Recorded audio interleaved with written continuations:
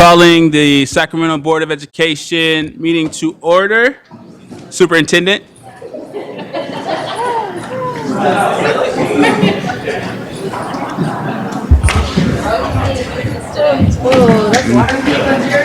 Right.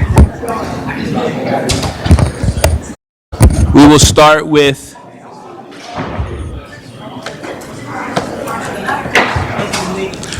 the Pledge of Allegiance. If we will all stand for the Pledge of Allegiance. Please stand. And ready? Salute. I pledge allegiance to the flag of the United States of America and to the republic for which it stands, one nation, under God, indivisible, with liberty and justice for all.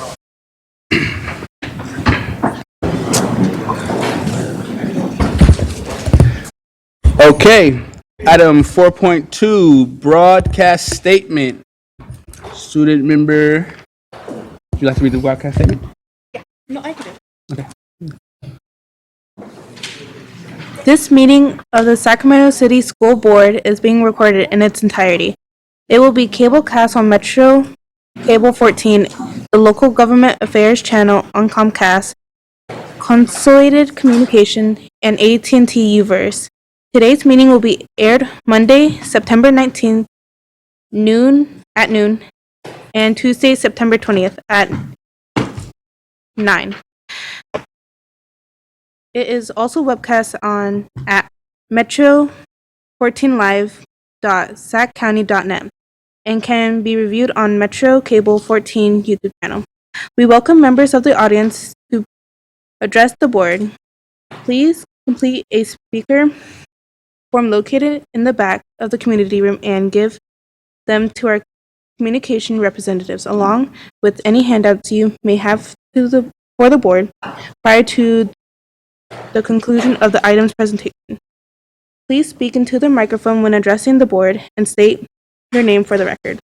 Please limit comments during public comment to items that are not on the agenda. If you do have a comment on the item that is on the agenda, we will ask that you please defer your comments until the item comes up on the agenda. Please turn off your cell phones or place them on silent or vibrate.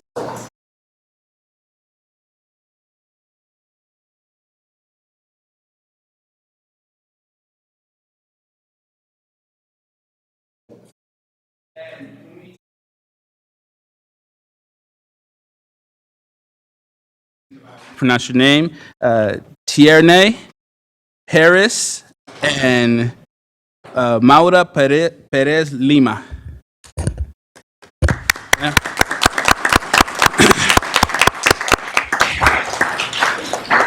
Did I pronounce your name correctly? Right there's fine. I did? Miss Tierney. Tierney, thank you. Thank you for that. Okay, so youth development support services selected both of these students for their hard work and dedication to the YDSS High School Ambassador Program. These students took full advantage of the opportunities that the program provided by impacting their communities with their assistance in expanding learning programming. They provided cross-age mentoring to their elementary feeder schools through facilitation of enrichment activities that include health and wellness, SEL, and STEM. Each of these individuals were integral in the completion of the Summer Matters Ambassador Media Project. Maura and Tierney, I hope I said that right. Okay. Have also taken advantage of other work experience opportunities that were presented to them through the course of the program. And are continuing the YDSS High School Ambassador Program for their senior year. These two students have epitomized service learning through their work and awareness towards the civic duties and have a bright future in exploring opportunities that truly make a difference. Let's give them a warm round of applause.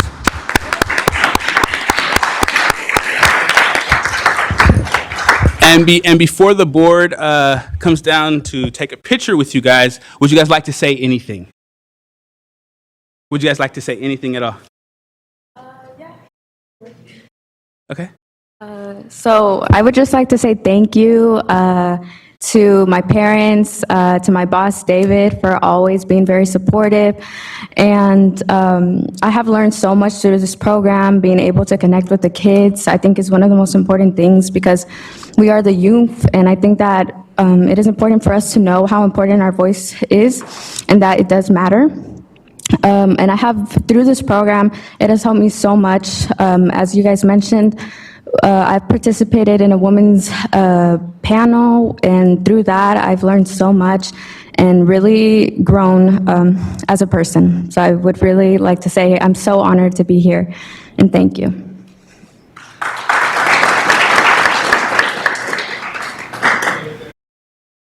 If there's, did you have something you want to say as well? I'm not really good with speeches, but I'm just going to say thank you for the opportunity. And thank you to my boss, Ms. Cece, and Mr. Chong. And I really enjoy working with the youth because I work at my sister's elementary school, and I love working with them. They're very sweet kids.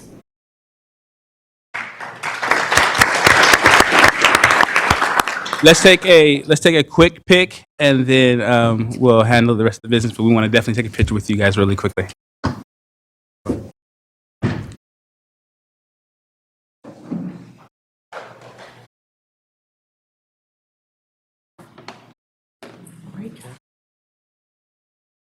Get your teaching credential and come back and.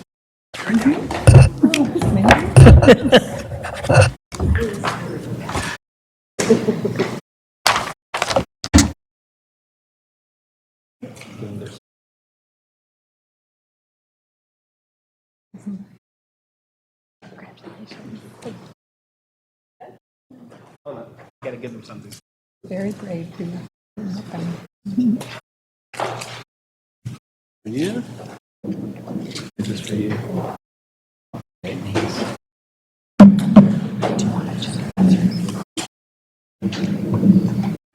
Perfection. Y la fondo. 1, 2. Thank you. Congratulations.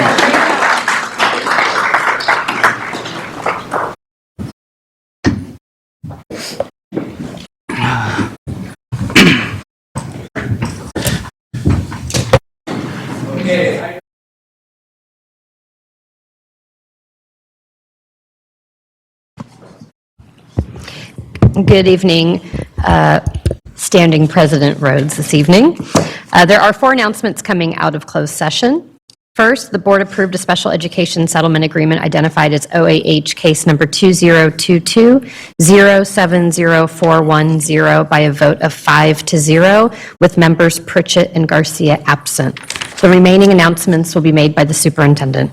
Thank you, Ms. Collins. I am very pleased to announce today 3 announcements. The first, by a vote of 5-0 with board members Pritchett and Garcia absent, the board approved the appointment of Dr. Carla Galbraith as principal at Bowling Green McCoy Elementary School. Congratulations, Dr. Galbraith.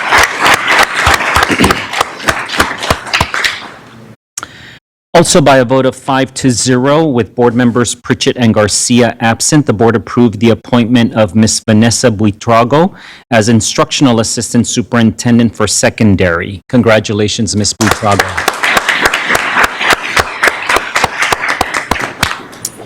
And finally, also by a vote of 5-0 with board members Pritchett and Garcia absent, the board approved the appointment of Mr. Enrique Flores as instructional assistant superintendent elementary. Congratulations, Mr. Flores.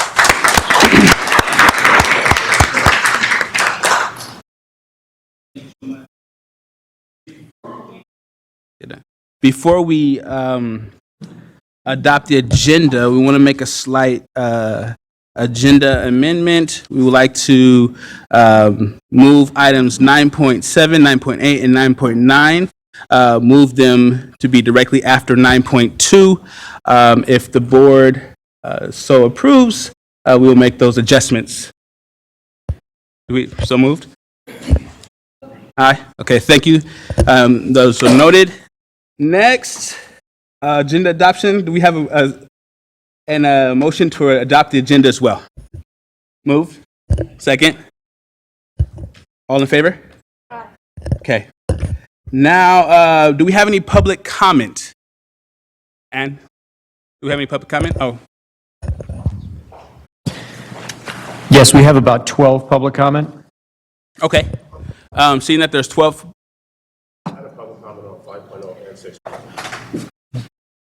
So we have Terrence Gladney signed up to speak on 5.0, as you just mentioned, and also on 7, so we would have him recognized twice. Okay. That's fine. So let's go ahead and have Terrence Gladney, and then we'll have Lindsay Harbaugh. Excuse me? Okay. Terrence Gladney, followed by Lindsay Harbaugh, and then Noreen Meads. And we 2 minutes for each speaker, please.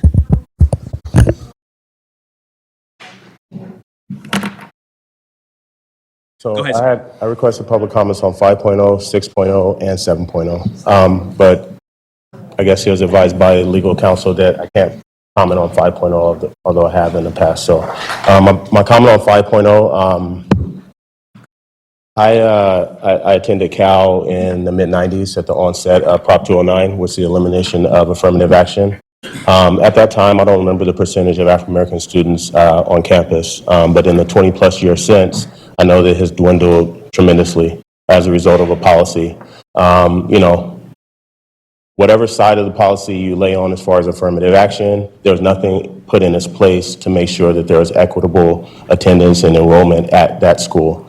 When I look at our recently lost and hired principals, when I look at Rosa Parks and someone like Corey Jones, better known as CJ, a founding teacher of the Parent-Teacher Home Visit program, when I think about Tarek McFall, deeply involved in home visits, when I think of Gail Johnson, who retired, and Faye Sharp, and all these African-American leaders that were stalwarts at their campuses, when I see their names replaced at a school site with no knowledge of how or why they left, and I also see further deficiencies in African-American leadership in our district, I'm reminded that we're sort of following the same path as UC Berkeley and the UC system, because we don't have policies in place that are intentionally making sure our students are represented at our school sites. I know, because I have personal relationships with many of these leaders that have left, that there were not exit interviews done. So if we don't know why we're losing something, how do we know how we're going to replace it or ensure that we're going to be able to sustain leadership in the same capacity? So there's just some food for thought. In terms of 6.0, the agenda adoption, I want to start with a moment of silence for my friend Frank DeYoung, who lost his wife, Karen.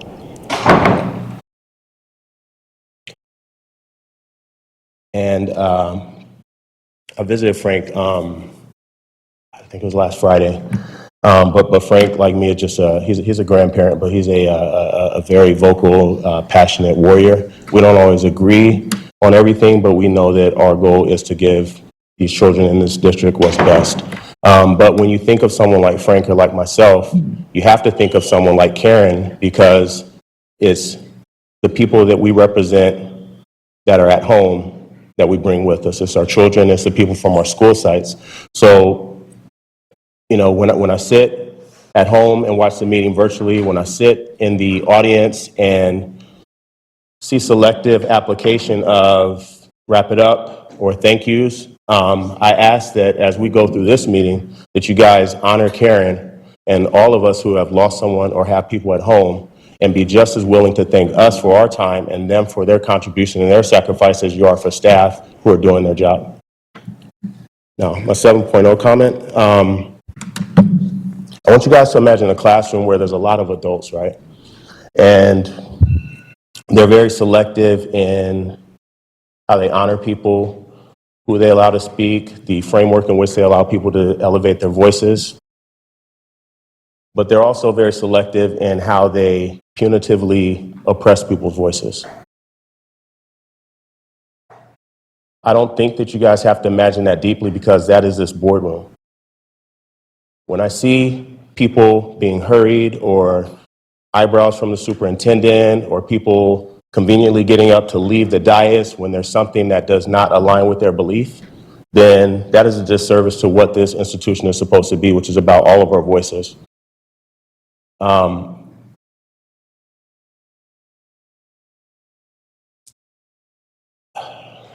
Yeah, and I mean, it's just disappointing. I know some of you outside of this space, but I know most of the parents that come up into this space and speak. And I just ask that we're just a little bit more even-handed with our thank yous and our wrap-it-ups, and we actually listen to one another. Like,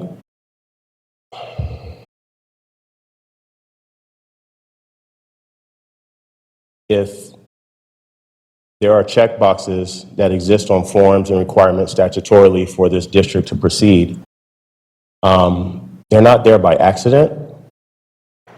When you guys write statements like, you know that this system isn't equitable by design and you want to interrupt it, I think of interrupting as I'm still going to continue as I was, with maybe a pause. I would hope that we rewrite that vision statement and the pillars that we stand on to not interrupt the inequities or interrupt the system, but actually wrap it up and start something new, because that's where we should be going. Thank you.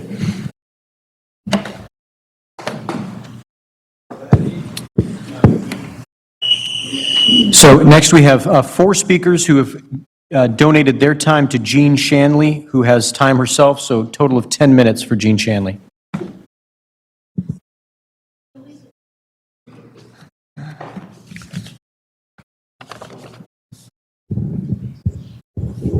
Good evening. Just waiting for my time to come up.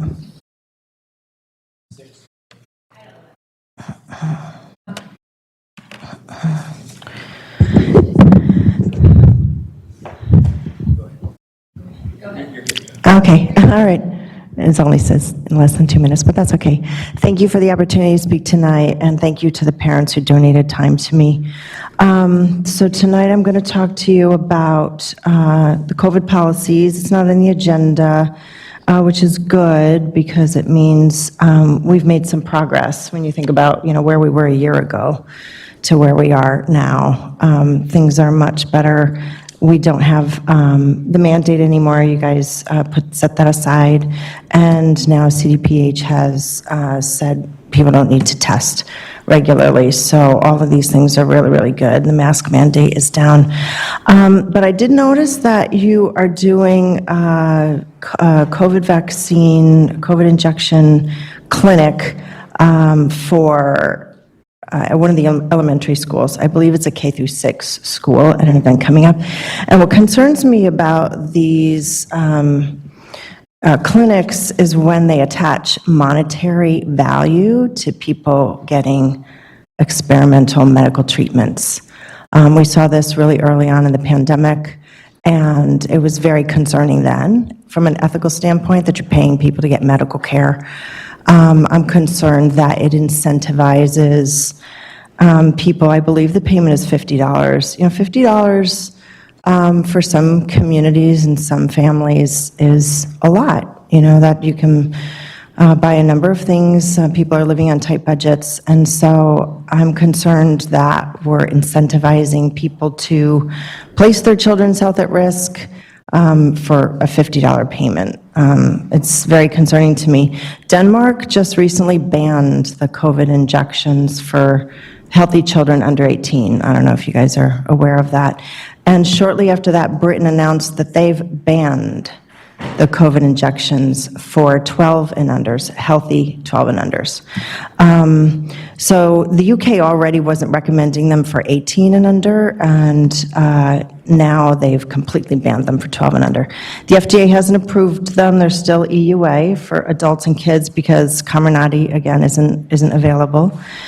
So I assume what you're using at I think I saw the Moderna vaccine is being delivered at this event. So it's an EUA vaccine. It's not an FDA-approved vaccine. California's legislative vaccine work group has not been able to push through the mandates. So these are all the things that have been developing over the year. So initially in the pandemic, it was shocking that people were getting paid, free college education to get vaccinated. Why would you have to pay people to get a medical treatment that benefits them? But now at this point in time, it just looks like bribery, and it looks like we're targeting communities. And again, I'm worried about the equity issues. We shouldn't be paying people to get experimental treatments. And we can't really argue anymore that this is the right direction to go in, because when we have two prominent Western countries that completely banned them, I mean, you can't take the position that it's a no-brainer that everybody needs to get these injections, and there's also research that's come out that the more you get injections and boosters and whatnot, the more boosters you've had, the more risk you are at of getting reinfected with COVID. There's a major study that came out on that recently. I can send that to you via email if you don't have it. So we can't argue that it's clearly for their benefit, and it's just misinformation and ignorance on the part of the public. You can't really argue that. So I'm not understanding the $50 payment at all. It's really concerning. The next thing I wanted to ask you to do is so I'm asking you to stop offering those kind of payments to people. The next thing I'd like you to do is to withdraw the COVID injection mandate resolution. You passed a resolution, I think, like last October, telling everybody in school, the kids all had to get vaccinated, or 12 and up. And if they didn't, they had to test. And now the testing has been canceled by CDPH, so there's no piece of that that's relevant anymore. Maybe it's on your list of things to do, I don't know, but I'm asking you to go ahead and withdraw that. I don't know if maybe there's a thinking that you should keep that resolution in place, and maybe you'll just have an opportunity to reactivate it later. But I think that that's a big if. I mean, it took 5 years for the FDA to withdraw Vioxx from the market, so these things take time. So the fact that children have been able to get vaccines for, 12 to 15 months is by no means a slam dunk that these vaccines are going to be around at all, let alone mandated. So I think the best thing to do, so as not to confuse the public, is to withdraw that resolution so that people don't think that that's somehow still in effect. That would be the clearest thing. I think there was a promotional video that staff had done. I think it was the public relations person, as well as Victoria Flores, the COVID safety person. And I mean, I don't think that fixes the issue. I think the resolution should be withdrawn because it's inapplicable. And the last thing I wanted to talk to you about is about the use of guardians. How many minutes is that?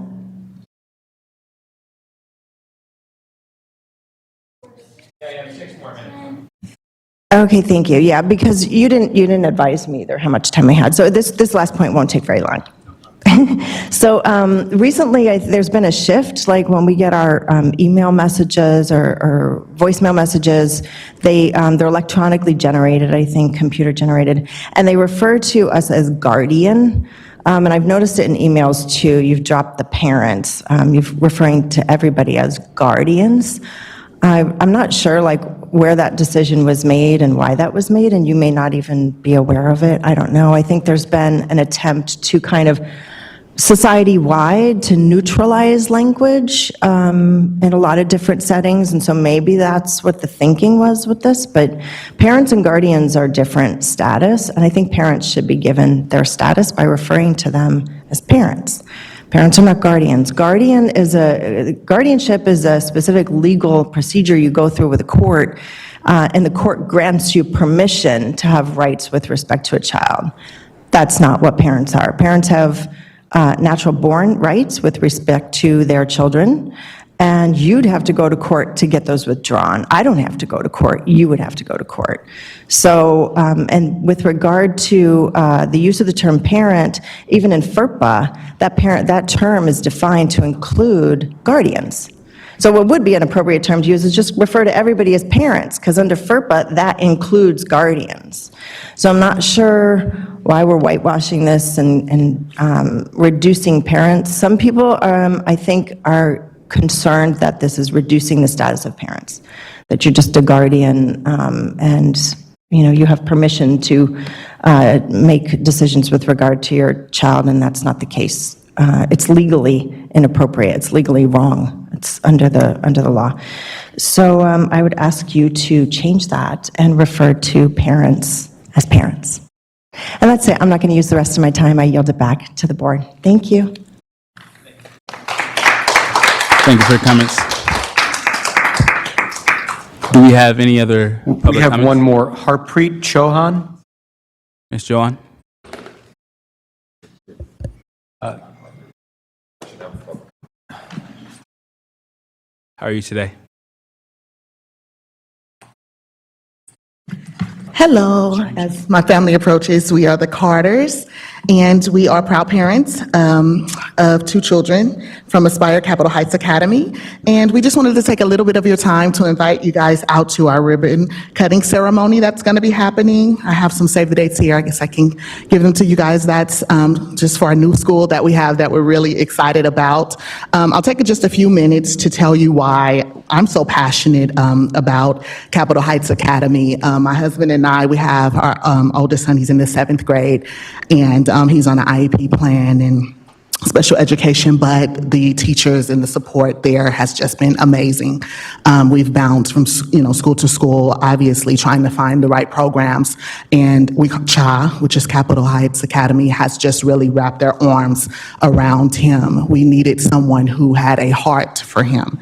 So on those tough days, you could really see who he was, and building trust with him and the staff, Ms. Chauhan, all of the staff, the admin teachers have just done an amazing job. And then also with our little one here who has been exceptional and it has excelled.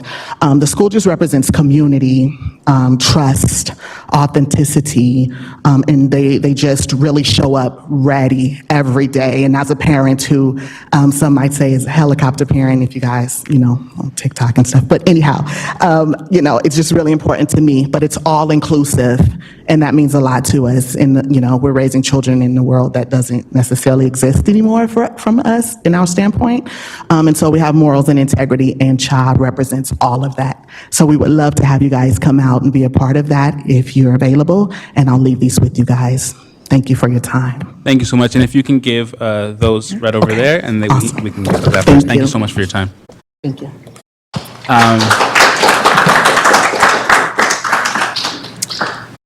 We have one more member Rhodes. Hassan McWhorter. Brother Hassan, How you doing, brother? how are you doing? How you doing, Jorge? Good. How you all doing? Awesome. All right. So most of you already know who I am. My name is Hassan McWhorter. I'm the 2nd Vice President with the Sacramento City Teachers Association. I'm here to say thank you for getting us that updated salary schedule that we requested. Appreciate that. And you also got us that vacancy list. I really appreciate you. We have some things outstanding. First of which is school started and we have a shortage of teachers. According to your vacancy list, we have approximately 162 vacancies. Now we understand nationwide that there's vacancies, right? But when we look at our district has 162, San Juan has 20, and Elk Grove has 35. We have 150 more. And as a teacher at Capital City now, I'm seeing an atrocity. And it's usually Black and brown kids who suffer, not white, middle-class folks like our children. So it's us. My children don't have to worry, and your children don't either. It's the poor kids that have to struggle without a good teacher. So TK, problem, huge problem. And if that is where our kids start, they need quality teachers, and they need all of us to get together and solve the problem. And let's see, the last thing I want to say is the district labor relations team headed by an outside consultant and attorneys, right? They still haven't implemented the programs and the things that we talked about after the strike. And lastly, I want to take a quote from Lillian Katz. She was a famed child psychologist. Here's what she said. Each of us must come to care about everyone else's children. We must recognize that the welfare of our children and grandchildren is intimately linked to the welfare of all other people's children. After all, when one of our children needs a life-saving surgery, someone else's child will perform it. Thank you. Brother Hassan, really quick question for you. Are you going to stay for the SCTA report update as well? 10:52. So this was the report. That was it. Okay, thank you, my brother. But I'll send you a video, okay? All right. Thank you, brother. I appreciate it. Yeah. Do we have any more public comments? Okay. Thank you for all the public comment. We do appreciate you guys coming out tonight. We're going to go to special presentations, 8.1, opening of schools updates. Acting President Rhodes, if I can just mention as our team gathers and comes to the podium, we of course do have a lot of information that we wanted to share with our board and with our community. And I'm just going to ask, the team has really prepared. They've done a dry run. We allocated 30 minutes. We know that last week we did not have a quorum to have an open session, so the team has continued to work and refine so that we can be within those 30 minutes and continue with the heavy agenda that we still have. But I just want to recognize the very cross-functional work that has had to take place because we've just been looking forward to bring this update to you as board members and to our community. Okay. Superintendent just said 30 minutes. I see you have about 45 to 50 people with you. So let's see if you guys can actually do 30 minutes. But I'm looking forward to the report. So, Kansi, on you. Fantastic. There's not a clicker up here, so we will just speed right along. Thank you, board members, superintendent. We are here to share with you, a cross-functional team, the opening of schools update presented by a variety of cross-functional departments and a little bit about where we're going. We know that we have a number of things to continue to work on as we are not there. There is a lot of work to do. We wanted to share with you some of the things that have happened and that are taking place. So in the next slide, you see a list of some of the acronyms that you'll see throughout the evening, and we'll make sure to address those as they come. Following that slide, you will see an agenda. So you'll hear from the student support and health services, academic achievement, with some data specifically in there, also related to our professional learning update sessions that took place this summer, facilities, nutrition, safe schools, human resources enrollment center, and a communications update is how we'll end our time with you. So is it okay if I just keep going, or? Yeah, okay, thanks. So we wanted to share in our opening of schools a number of pictures from the year, starting off with staff as well as students being incredibly excited to be back on campuses, to be back with each other, to be back with their school communities. And we know that as we work to keep the main thing, we recognize that while there are significant things we need to continue to work on and continue to address, we try to keep these individuals, as you see here on these pictures, in mind as we work to improve. We know we have to, but at the same time, we wanted to share with you some of the hard work that is taking place. So we'll turn it over to Student Support Health Services team to take you through some of our updates in this area. Thank you so much. So I know I was here in August with you all. Just want to ground us in our purpose and why, we're here to safely support in-person learning for all of those students and families making that choice, and really focusing on these layered mitigation measures to make sure that we provide that opportunity. We did learn this week that the state public health order for education workers is going to be ending on September 17th. That was an order that required education workers to either be vaccinated or undergo weekly COVID testing testing. And this is really just a shift in a pandemic strategy as vaccination rates are high, as is level of immunity, because unfortunately COVID is pretty widespread. We communicated with our community and we'll be circling back on that. Just also wanted to ground us in our face masking guidance. So Sacramento County is still in the medium zone, so that's great. We saw that we were in the high for quite some time this summer, now really holding true in the medium. And so when we are in that low or medium CDC community level, face masking is strongly recommended but not required. When we move to that really high, wide, spread, want to protect the ability to be able to go to school and have as many people attend, we'll put those face masks back on indoors. We'll move levels that following, so every Thursday the CDC updates that data, and that following Monday is when we would make any shift. Of course, a state or county public health order, would always supersede. Our focus on COVID testing is really about equity and access, making sure that everyone can get testing should they want it or need it. Our care rooms are staffed. We've got testing days out at our large secondary schools to support high-risk groups or populations. 3 regional testing centers available to all of our staff, students, and their household members, as well as over-the-counter test distribution. And you can see in September, we provided 95,000 over-the-counter test kits out to our community to support return to school as well as Labor Day weekend.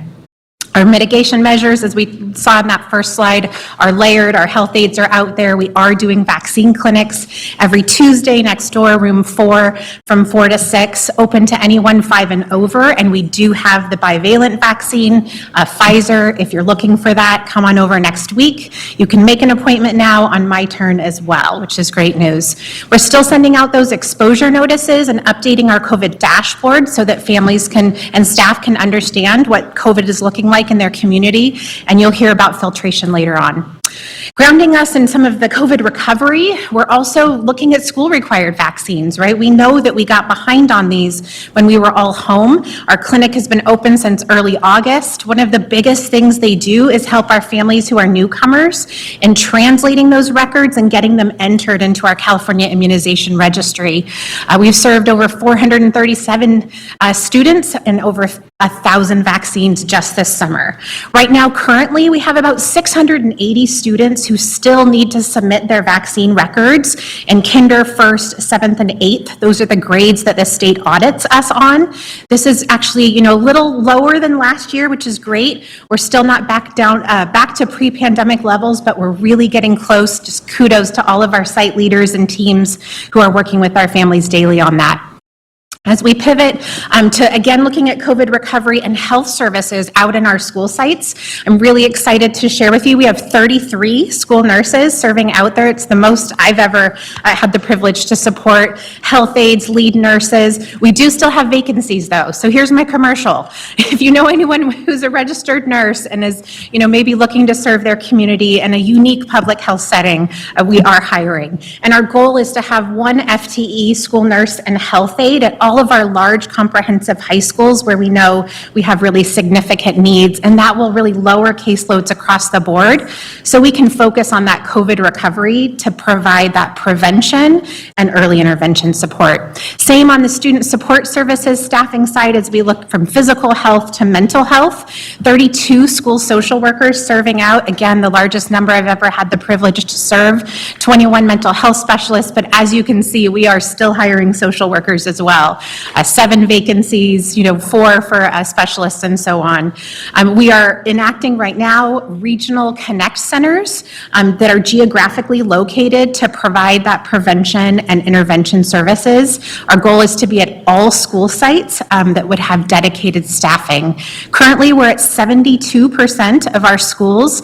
Great news, we've got 4 hires pending, new hires pending, just waiting for a credential or waiting, for their start date. And once they come on board, we'll be up to about 89% of our school sites. And with that, I'm going to turn it over to the academic office.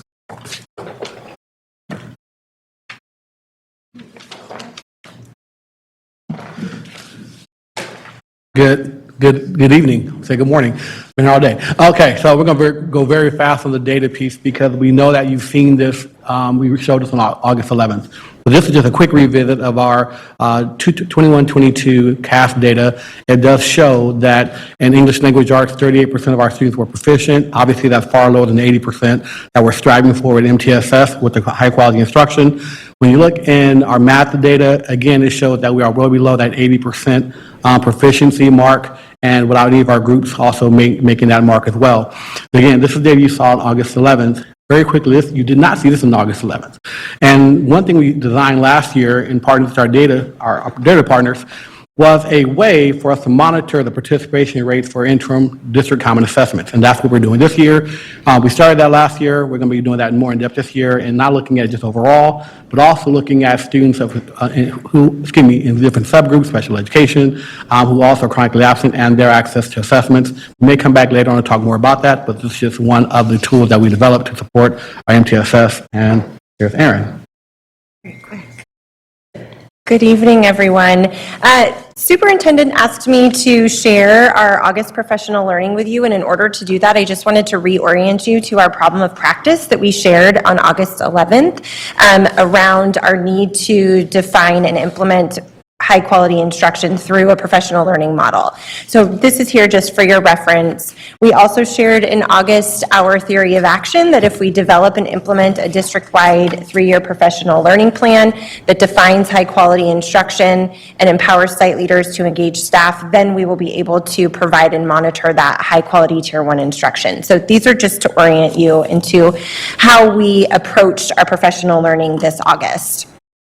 In order to really work to define that high quality instruction and empower our site leaders and staff to be able to implement it, our central office professional learning team, so that's our CNI and multilingual directors and coordinators, our IASs, staff from special ed and student support and health services, leveraged the improvement science and the coherence models that we worked through this summer to design professional learning for our site and department leaders. So you'll see on this slide that we provided that throughout the month of August, and that we aimed during that time to both work to support them to improve their instructional leadership practices, while also preparing them to customize and facilitate the high quality instruction, professional learning and collaboration that they then facilitated on their sites August 29th through 31st. So this slide is designed to show you that through line, how we went from that big picture to our site department leaders and then to our certificated staff.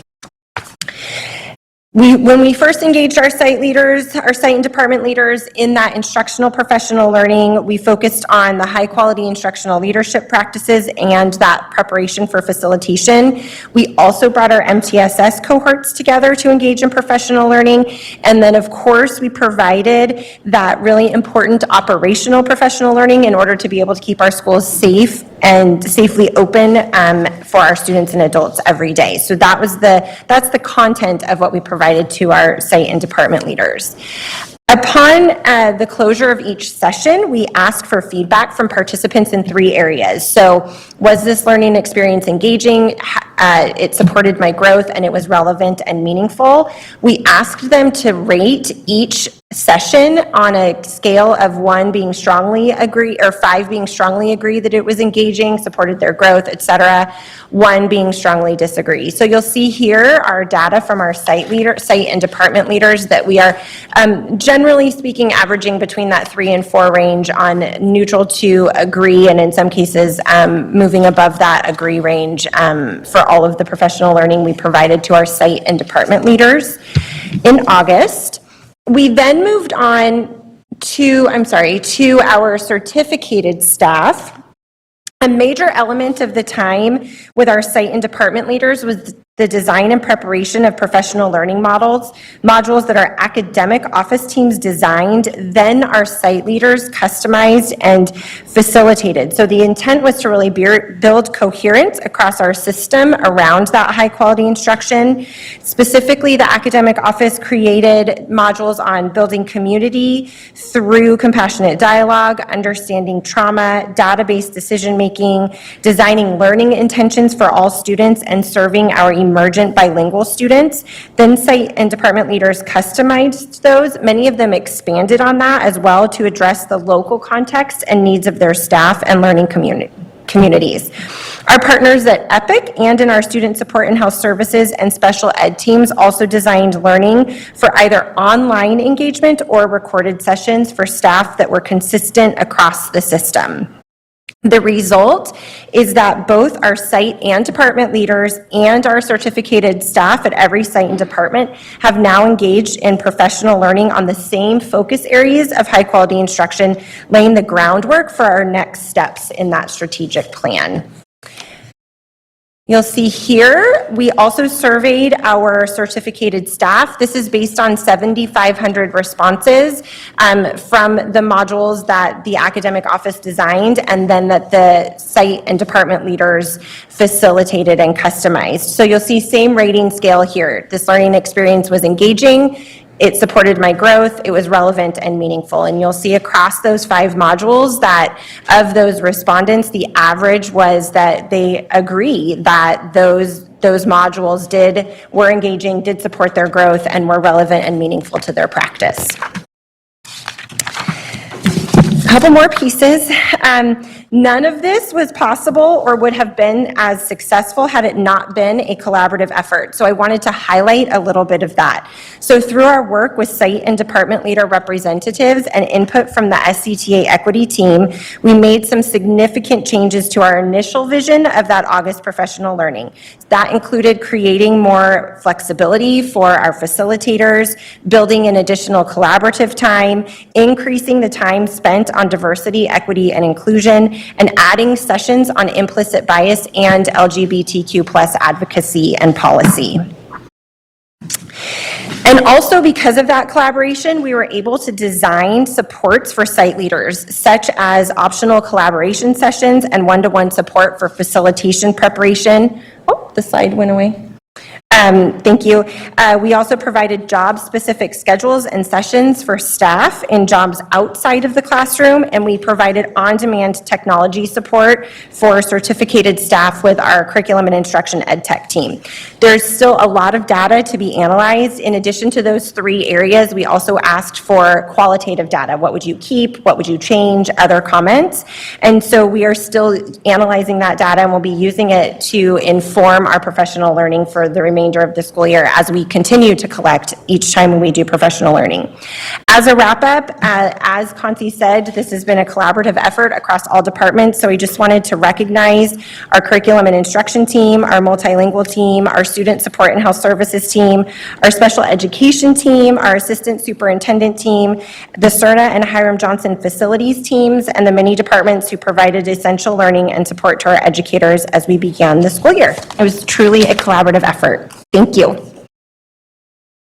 There you go. Good evening. Just doing a reminder on some of the facility items that are happening.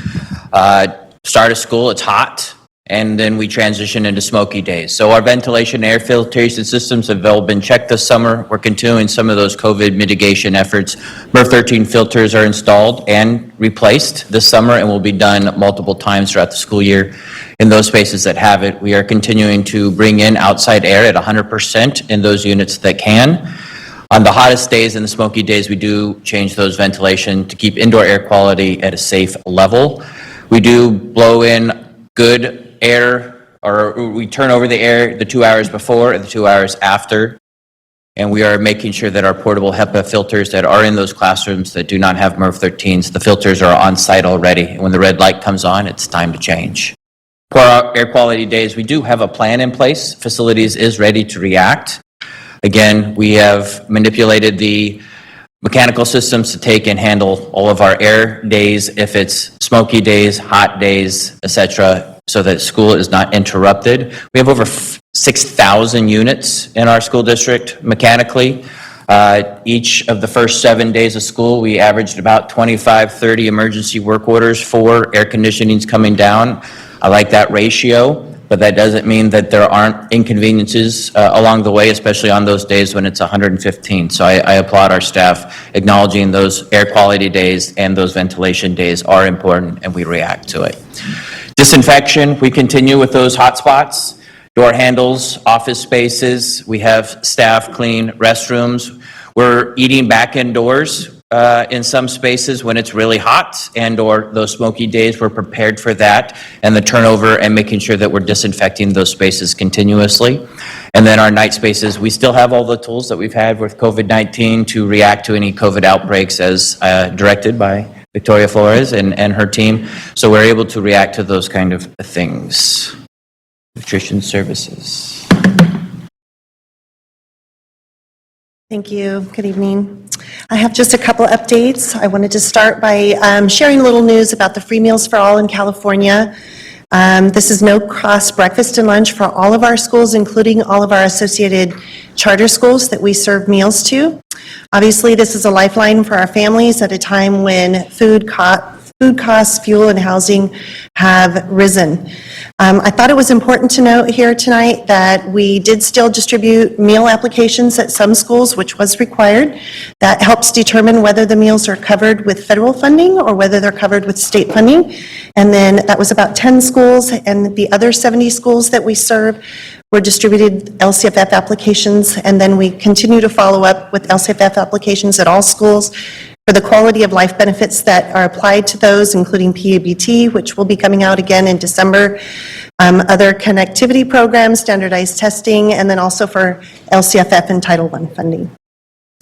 And then I have a quick central kitchen update. I'm super excited that we have our opening crew of staff. We have about 12 employees in there. We plan to hire up to 30, 40 staff. We do believe it'll take up to 3 years to hire and train all of our staff and be fully operational.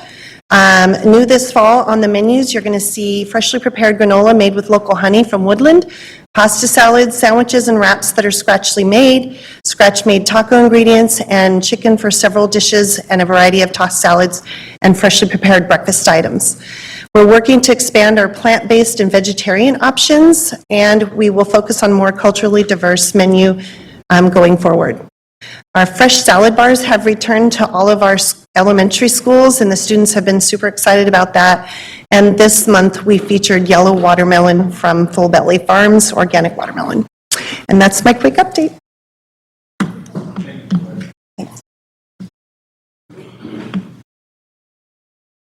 Good evening. I was going to say President, Board Member Rhodes, no, Superintendent. Just keep moving things forward. We're glad to be here with the Office of Safe Schools update. And we went from reimagining to reality, as you can see. We have our safety coordinator, Melissa Navarro, Anthony Jones, safety officer. We have the notorious Max Conrad, who is now a lead campus monitor. Howard Berry, who's a safety officer. Kenneth Jefferson, who's a safety officer. We even grabbed our own manual from our security team to come over, Manuel Marino to come over, and Johnny Martin, who's assigned to Hiram Johnson High School. And it's been a phenomenal summer. I got to appreciate all of the work from HR and Rose's team to help us bring this into fruition. But as you remember, we were talking about reimagining safety, and we're continuing to build. We have interviews next Monday to bring on the other 6 lead campus monitors, and for right now, that will fulfill phase 2, and we'll start getting real comfortable with how we can support our school sites from that point. But we're going to continue working to modify our comprehensive school safety plans as new guidance comes out, is outlined by the Education Code. Part of that is to also, we don't want to lose sight of making sure our students that have disabilities and our vulnerable populations are noted, and our plans also are mindful of any accommodations they might need. And we're continuing to have outreach with stakeholders and our nonprofit organizations as part of the efforts. We have big football games coming up, and we will still have our community partners showing up as that additional layer, in addition to Sacramento Police Department for those large large events. Ongoing communication planning for our schools. trying to work to support our parades and our rallies and all these things, and also providing additional resources and support. We really can do better, I think, with our parent engagement as it relates to safety, which we're looking forward to. If you remember the gaps that we had identified, that was kind of the slides, what are we going to do about this? You can see that we have our acronyms filling in on those to help out with that with our safety officers and lead campus monitors. I want to point out that with our mental health, we're sticking to our USD protocols. We are not intervening. However, we will be there helping alongside if needed. But the notion is that we will, instead of calling law enforcement up front, we have some assistance and folks to help out and to call them if it's a last resort. But responding to dangerous situations, we just have more adults, more safety-minded folks to come alongside at each school site. And so from, each bullet point all the way to assessing and investigating threats to school safety, working together with our school site administration. Being prepared, we have the assistance as well with our safety officers, our drills, working with our school site administration to make sure that folks master what our best practices are when it comes down to our drills at school sites. And also, we actually rolled out WeTip. We're waiting for our communications or our posters to come through so we can start to get the information out in a way that's going to be efficient. But we have a linked up to make sure that that system is in place and we're ready to respond to tips even as we speak. So we kind of went over a lot of the training this summer. A lot of work went in. These guys really showed up and helped pitch in. Even when our football team, our football season got off to a start before school, we were able to provide the extra support at Hughes Stadium, which is one of the bigger requires the most safety resources. And we had a threat assessment training that we were able to not only offer to our own schools, our school staff, but we opened it up to our community partners as well so that we're all understanding the process for threats and we're all kind of understanding what goes into that. And it was a phenomenal turnout. Just to reiterate, I know that our gang violence grant is coming up, and we are still we're still committed to working in a responsible way to support our gang volatile students. And there will be no truancy sweeps, but instead we're going to case manage and work with our law enforcement agencies who are dealing with situations in our community and look to and figure out how we can better support those students. All right, so with that being said, I'll hand it over and we'll keep it going.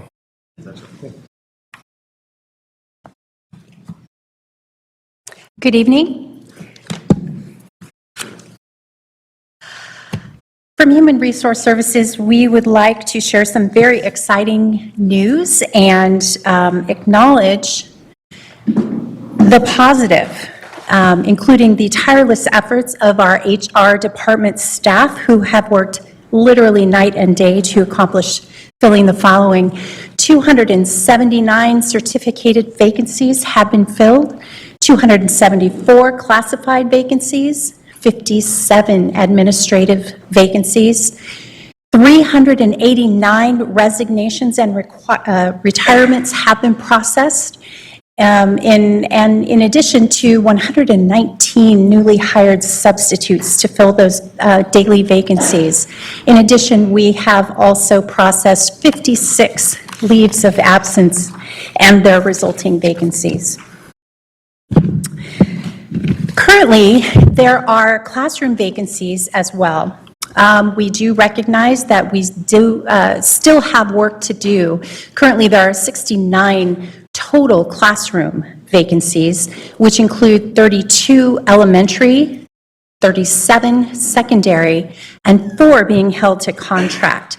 All in all, there are a total of 161 FTE vacancies still existing. And I'd like to explain held to contract. So held to contract means that the California Commission on Teacher Credentialing Guidelines require us to notice the teacher that they must remain in their position under contract until they are released. So until we fill that position, we require that the teacher stays if there is a resignation that occurs throughout the school year. We hold teachers to their contracts should they resign from the district on or after July 1st. We're able to release them once we have a suitable replacement. These teachers are supporting classrooms while a vacancy is posted, which is included in the total number of vacancies. So of these vacancies, 7 are new in June, 5 in July, 10 in August, and 2 on September 2nd due to increased enrollment.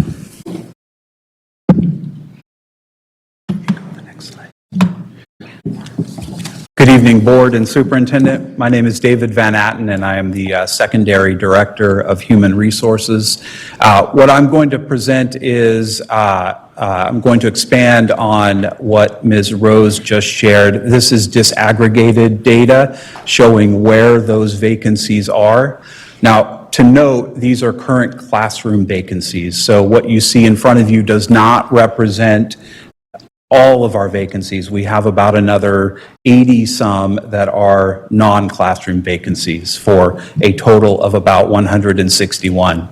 Like most districts in the region, in the state, even in the nation, we are having some difficulty in certain key areas, special education being one of them.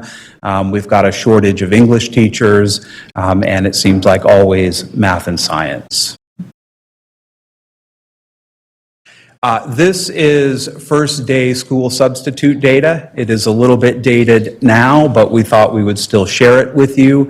You can see that on the first day of the 2022-23 school year, we had 152 substitute requests. That number is slightly higher than what we typically see if you remove 2021. And we are still in the process of analyzing the reasons for that and trying to determine if it is just an anomaly or if perhaps there is some other pattern that we need to be aware of and address. Thank you. And I think with that, I am turning it over to the Enrollment Center.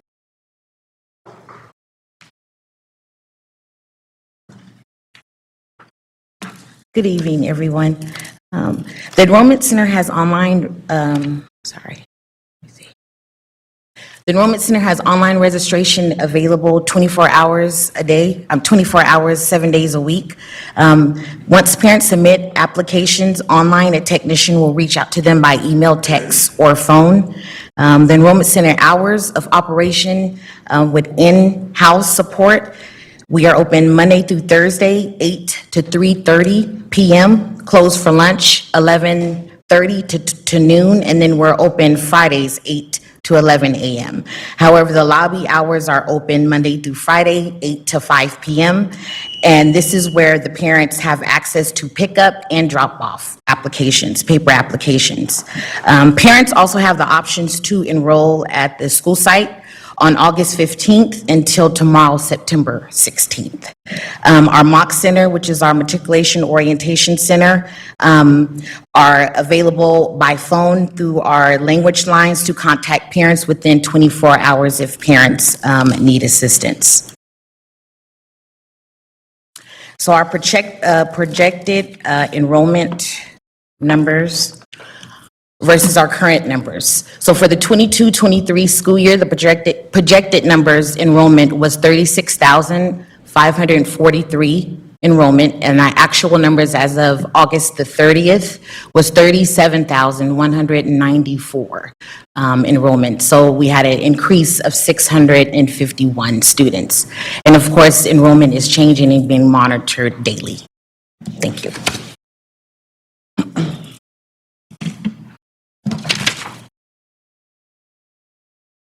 Member Rose, we almost made it. We almost did it. I'm the last one. Good evening, board members. I'm Brian Heap, Chief Communications Officer. As you all know, I was blessed when I came into this role to have a really good team around me already, and I think that we're doing some good things in communications. We still have some things to work on, but we're getting there. Wanted to let you know that, as the board's aware, we had, Kansi, is it 18 plus or minus new principals this year at school sites? So we wanted to make sure that they were, they had the information that they needed in order to be successful and be set up to succeed at their school sites. So in conjunction with Victoria's team, we made sure that they had some valuable information in their toolkit in terms of mental and physical health supports for students and information that they might need there. We also wanted to make sure that they had the support they needed from a communication standpoint to be able to reach their families, tell them about events and things that are happening on campus, good or bad. And also, if media, for example, were to contact them, give them some suggestions on how to respond and make sure that they felt like they could handle those kinds of situations when they came up. So this toolkit is something that they all have access to through one Google Drive, and they will continue to access it throughout the school year. And also, talking about some of the communications that we've been doing, I know that some of the board members have mentioned to me that you've noticed the difference, and we appreciate that. We are trying. We are trying to improve the way that we're communicating with families. We're trying to be simpler. We're trying to engage them a little bit more, doing some videos, things like that, trying to find better ways to reach them as opposed to just having them read everything in an email message. But as you can see listed here, some of the things that we were made sure to reach out to families ahead of the start of the school year so that they had this important information as we got ready to open classes. And that's all we have. Thank you so much. And by the way, we coordinate, sir. Kansi? So right now we're going to first check if we have any public comment around the item. We have two. Okay, Taylor Kayada and then Terrence Gladney. sounds good. Mr. Kayeda?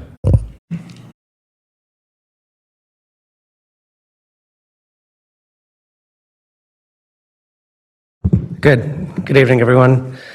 First, I would just like to say thank you on behalf of the community to everyone who just gave their presentation.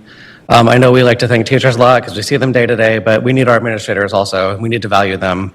Especially in our academic office, we've seen a lot of turnover now this year. And that actually leads me to my point that I wanted to get to.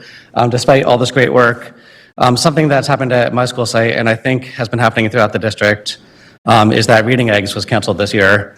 And I got multiple letters sent home saying, please pay so we can keep it for your kids. It seems to me like what happened is there was a decision at the CERNA level that didn't get sent down to the teachers in time for them to update their curriculums. And now parents are being asked to pay for this thing that teachers I think were planning on having the school pay for. I'm able to pay for that. But it's an equity issue, like many things. Maybe there's school sites where the teachers are planning on this and they don't want to ask all their families, give us $10 for each kid for the year. So I would just really like to know what's happening with that. I see you're looking at me, Superintendent. If you know what's going on, I know you can't really go into too much detail in public comment here, but if you could explain what happened. This bothers me in particular, not because it's $10, and not and I know there's a lot of change over the past couple of years. It's the same thing we have with field trips, where some schools go to field trips and some don't. Some have PTAs that can raise a lot of money and some don't. And in this time right now where we have a lot of good one-time money we can use, we shouldn't be in a situation where parents are being asked to pay for things that really should be academic programs. So that's really it, but just to wrap it back up to where I started, thank you so much to everyone here. I really do appreciate the work that happens in CERNA. I know it can, people like to say we should focus on the other teachers, but it's a whole one big family, so thank you. Thank you for your comment. Mr. Gladney?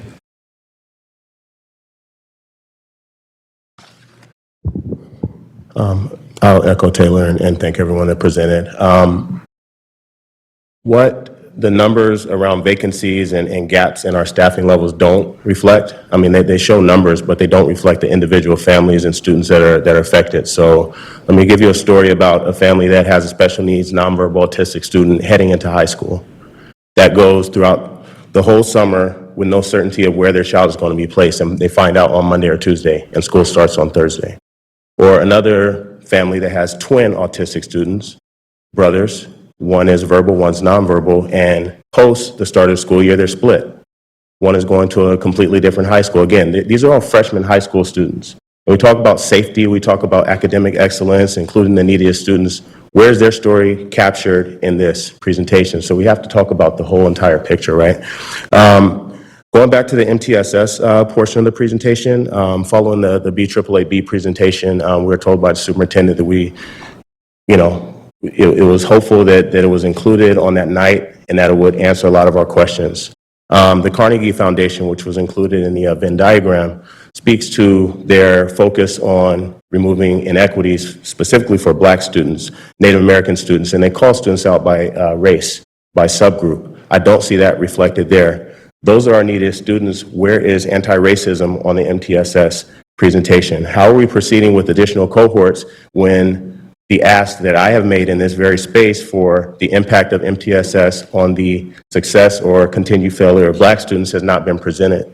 We talk about data, but again, we have to really just be honest with, are we just following another set of letters, or is there a real purpose behind it? These outcomes are not new, they're continual, and I just don't see how having 3 days of brand new professional learning as classrooms are supposed to open are really serving our students in the best way. Thank you so much for your comments. Is that all public comments, sir? Okay, at this time, we'd like to open it up to board discussion. So board members, if you have something that you would like to add to this, please line up in the queue. Member Villa? I don't have anything wild and crazy to say, but honestly, this is a wonderful presentation to come back to school and see so many positive things. I know there was a lot of concerns on vacancies and finding, teachers to fill those spots, and you guys have done a great job at that. The communications team, that's something very close to me. I really appreciate the work you're doing there. I mean, every department, the safety, everything, I really was impressed with this presentation.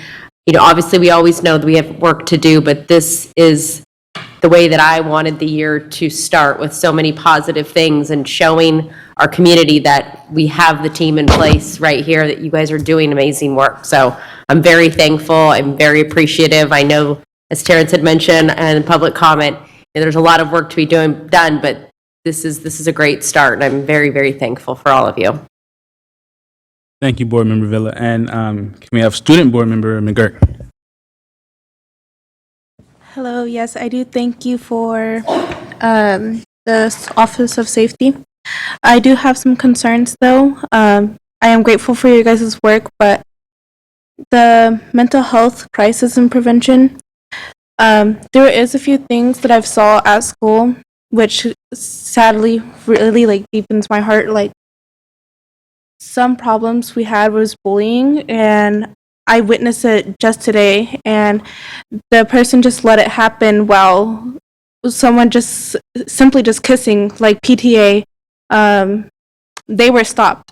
It was very upsetting. Why is PTA such a big thing while someone right in front of them is getting bullied? I hope we can try to find a solution in this, but I do thank you for your guys' work. You guys did amazing presentations. Thank you, Student Board Member McGurk. Do we have any others? Seeing none, I'll just end it off by saying fabulous presentation, guys. One of the things that are... Oh, I see you. You're good.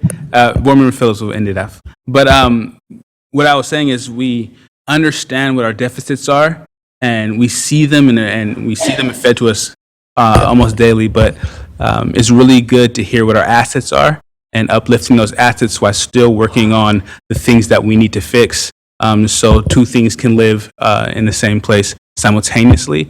And so we thank you for uplifting our assets today as we continue to work on those deficits. So Board Member Phillips, I'll let you end it off. Okay, I'm going to end it. Hi, Dr. McCarn. Mr. Gladney mentioned data. And I think that there is really an issue with us getting information that hasn't been disaggregated, something that doesn't break it down completely. I'm not going to be critical. This is actually a very, very good presentation. I just really want to see that representation more. I'm not sure how it's done though, because that's your guys' job, because I cannot do it. But that helps to feed more of my feeling informed about what's going on with Black and brown students, our marginalized folks. So it's really important just to me that we have some information, even if it's going to be controversial and stir up stuff. I would rather see it broken down in a way that people are able to relate to it individually. And we thought that was the last, but it's not. We have board member Wu as well, and he will wrap it up tonight, possibly. Thank you.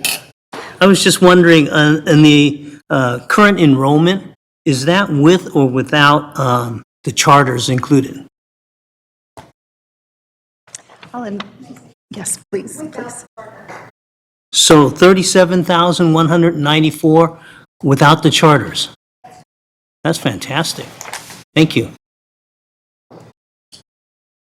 Thank you, board member Wu.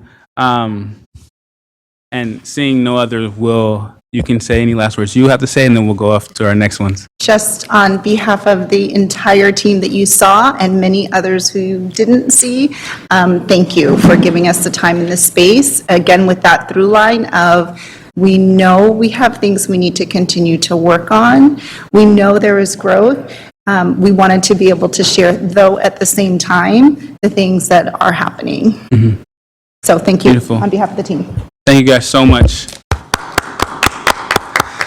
And seeing that this is not an action item, only informational, we are going to move to our next item, 8.2, approval resolution number 3282, recognition of Attendance Awareness Month.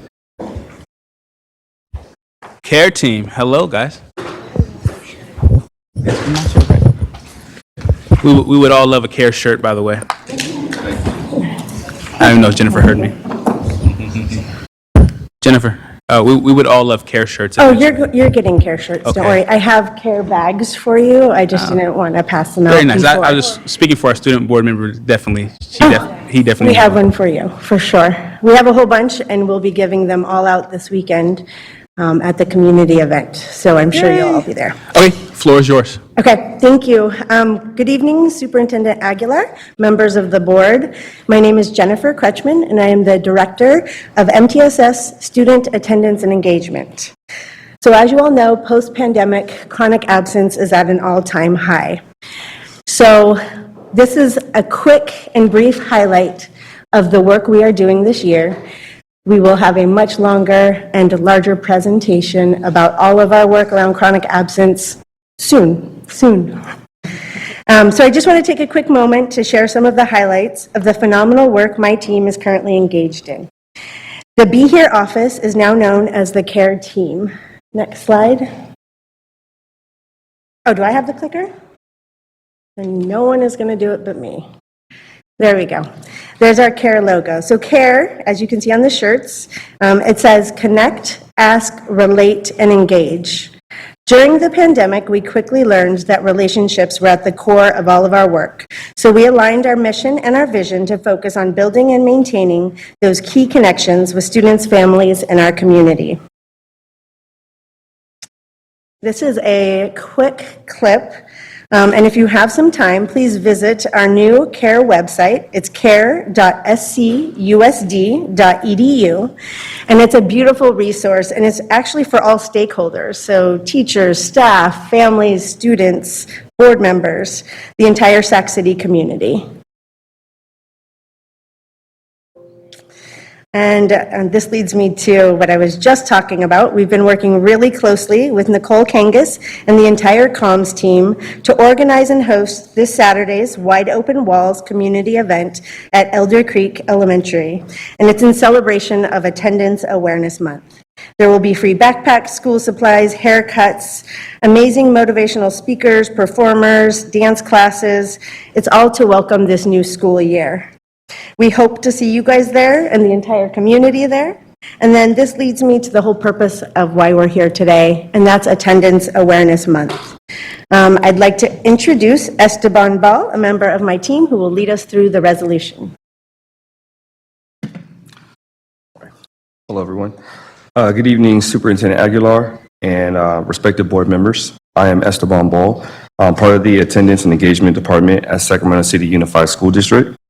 I, along with my colleagues, Sandra Laird and O'Neill Sanchez, are representing for the rest of our team, Andrea Torres, Monica Lopez Larios, Lucy Lewis, Carla Cortez, and our team lead, Jennifer Kretschmann.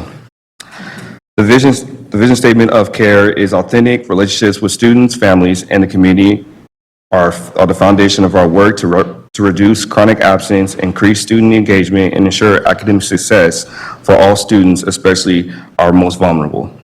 As we return to in-person learning, we need to take a strategic, transformative, and long-term approach, engaging students and families this school year. To start this effort, we would like to recognize September 2022 as Attendance Awareness Month. During this month, we encourage our school communities to rebound with attendance by joining in our attendance awareness celebrations, informing families of the negative impacts of our chronic absence, and recognizing positive school attendance. I'm going to read off the proclamation of September 22 Attendance and Awareness Month. So whereas the COVID-19 pandemic and other crises have eroded positive conditions for learning and created an absenteeism crisis, whereas chronic absence, missing 10% or more of school, alert schools, community partners, and families that one or more positive conditions for learning are not in place. Whereas students are more likely to attend when positive conditions for learning, physical and emotional, health and safety, a sense of belonging, connection and support, academic challenge and engagement, and adults and peers with social emotional competency are in place. Whereas the impact of absenteeism and punitive approaches to school discipline to contribute to the achievement gap that separates students living in low-income communities and many of our students of color from their peers who may have more resources to make up for lost learning time in the classroom. Whereas showing up for school is an opportunity for students to build routine that can create a sense of safety and belonging, increase engagement and develop trusting relationships with peers, teachers, school staff, and to increase engagement and motivate them to participate in learning. I'm going to turn over to Sandra Laird. Whereas reducing absenteeism requires taking a comprehensive approach that begins with prevention and early intervention and adopting trauma-informed approaches rather than responding with punitive action. Whereas improving attendance and reducing absenteeism takes schools, families, and community partners working together to identify and address factors contributing to students missing school, particularly a lack of digital access, mental and physical health services, and access to basic economic supports, including food and housing. Whereas partnering with students and families to monitor attendance, as well as understand and address barriers to attendance, requires building and sustaining caring relationships and regular communications in the home language spoken by families. Whereas research found, even before the pandemic, that families had high aspirations for their children, yet face significant barriers in getting their children to school or lack the knowledge that showing up nearly every day to school was crucial to academic achievement. Whereas taking attendance daily in a consistent manner and for different types of learning opportunities, remote or in person, is essential to identifying when students begin to miss too much school. Whereas promoting attendance requires noticing as soon as possible when students are starting to miss too much school in order to engage students and families, identify and offer needed support and early intervention resources. Whereas ensuring an equal opportunity to learn requires using data to detect high levels of absenteeism and missed opportunities to learn by school, grade, and student population. Now, therefore, be it resolved that Sacramento City Unified School District stands with the nation in recognizing September as Attendance Awareness Month.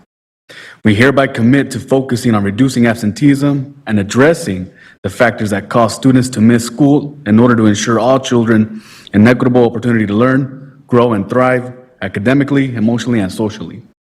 We recognize that we must work together to engage students and families and send a message that learning can and must continue. Specifically, we will, 1, affirm the importance of showing up and reflect with students and families on what is needed to make showing up to school worthwhile, especially given the challenges experienced during the pandemic. 2, make clear that improving attendance, including taking daily attendance in a consistent manner and monitoring absenteeism, continues to be a top priority. 3, use an expanded set of data to monitor outcomes for different populations of students, raise public awareness, establish goals, allocate resources, track progress, and assure accountability for equal opportunity to learn. 4, engage in activities like walking school buses, attendance buddies, or transition programming for new students that help students build regular attendance routines. 5, engage students, families, educators, and the broader community, including civic and elected leaders, local businesses, clergy members, and nonprofit organizations, in working together to identify and remove barriers to getting to school and develop meaningful solutions that ensure all children and youth keep learning despite the challenges of COVID-19.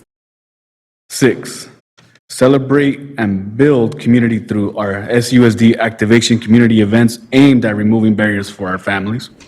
7, use chronic absence data along with other indicators to identify where the instructional losses are occurring and invest additional resources in schools and school-related programs, including tutoring, expanded learning, community school strategies, and health services. 8, focus on rebuilding authentic relationships with students, families, and the community to reduce chronic absence, increase student engagement, and ensure academic success for all students, especially our most vulnerable. And 9, use an MTSS framework to uplift all of our students, especially those we have been failing for years, first by ensuring they attend school. And I just wanted to end on a positive note. So we were looking at the data today, and last year at this time, about 26.5% of our students were chronically absent. This year, under 20%, so 19.4% of our students are currently chronically absent. And at our focus schools, so those are 20 schools that had really high rates of chronic absence, where we are implementing the MTSS framework around attendance and engagement, we're closer to 15%. So our hope is for that number to continue to decline using the MTSS framework and all of our different interventions like our beautiful Tier 1 community event this weekend. Thank you. Thank you so much for your presentation. At this time, do we have any public comment on the item? We do have one. Terrence Gladney has signed up. Okay, Mr. Gladney. Floor is yours. You have 2 minutes. Thank you, guys. I'll start on a positive note. I do appreciate that this resolution has actionable items. I think that that's a change. And also I do recognize the difference in tone of staff and the collective board, at least acknowledging, probably for the first time I can ever remember, that we have deficiencies and not just isolating, our attention on the positives. Really quickly, attendance crisis is not new. It states as much on the last whereas statement. But it actually contradicts the first statement that says basically that the COVID pandemic created an absenteeism crisis. So they're conflicting statements with the first and last whereas statements. And it also alludes that COVID eroded positive conditions, but we know the learning gaps have existed perpetually. So I see a lot of conflict there, and I would just probably recommend a rewrite so it at least, holds true to the reality that we're in. In the actionable items, walking school buses are a great reactive measure, but if we fulfill the promises of neighborhoods that lost their schools and had them closed and had promises that they were going to have their kids safely bused to schools, that would probably be an even better start than actually a walking school bus. Because a walking school bus, for instance, for the kids that go to Pony that live in Meadowview, they still have to walk across Freeport. A bus could transport, and the bus is designed to stop at railroad tracks and dangerous intersections. So that's probably a better use of our resources, because walking school buses require additional investment of people like myself to make sure those kids get there safely. Again, I don't know how we're going to lean on MTSS when it's an unproven model. We're still in the middle of implementing cohorts, so I wouldn't lean on that as something we can live or die by. But a lot of the resolutions and fixes and solutions have been proposed since the first cohort of the LCAP. So I think that the template is there, and this language is a great start. But if we include some of those things that have been recommended and asked for repeatedly, then I think that strengthens and empowers not only this document, but the people that are behind it. So thank you. Thank you for your comment, Mr. Gladley. Do we have any other public comments?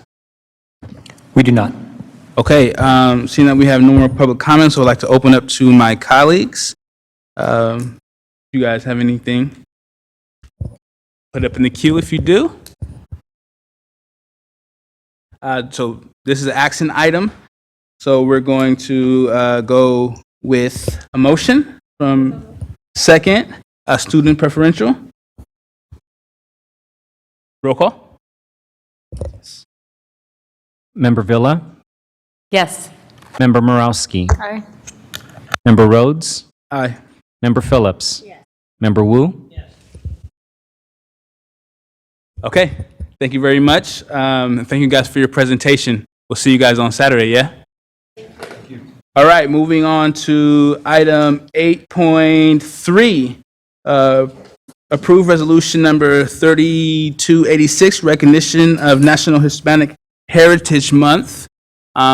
Today also at 12 o'clock is the grito, if you guys don't know about that, but it's always a good time. I won't be there because we'll be here, but it's always a good time, so.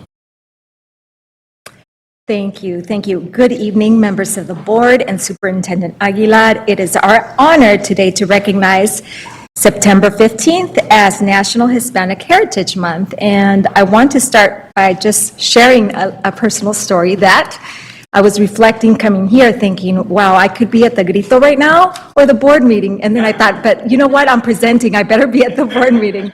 But what is so special about this is that when we think about heritage, we think about history, background, roots.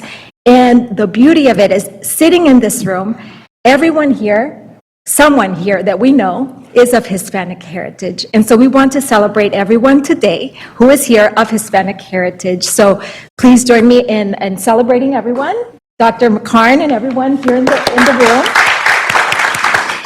Your contributions, as well as all of our students' contributions here in Sac City, just make us diverse and special. Many school districts that we know of, are not as diverse as Sac City. And when I look at the data and I look at 17,000 students of Hispanic background, which make up about 41%, or thinking about the students who want to engage in getting a seal of biliteracy award in Spanish, that makes me so proud. Not just because I am of Hispanic heritage, but because I see the beauty in how it's globally recognized. So today, Dr. McCarn and I are bringing the resolution forward and in honoring our heritage. Dr. McCarn. Thank you, Dr. Sims. It's so weird to say that. I know, it's so cool. Dr. Sims. I love it. Dr. Sims, thank you. Yes, I could not say anything better than was just shared. We know that, as you've heard through all the presentations, right, we're growing, we are starting to see things that we didn't see as clearly before. We have staff that's working really hard and in support of things just like this. So that we have a resolution before you to help celebrate the recognition of National Hispanic Heritage Month for not just our 17,000 plus students, our staff, our community, everyone that's included in that. So with that, well, we'll just stay on this slide.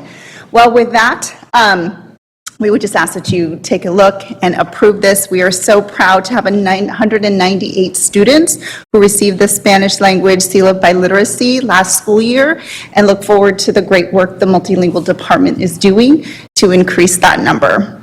So with that, we ask for your approval of this really important resolution. Thank you so much. Do we have any public comment on the item? We do not. Okay, do we have any board discussion on the item, anything? You guys want to say anything? Okay, first off, this is a great recognition, and to recognize our families and people who make an impact in our everyday community is very important. So I want to thank you guys for bringing this forward, and I will move it forward. First motion. Do we have a second?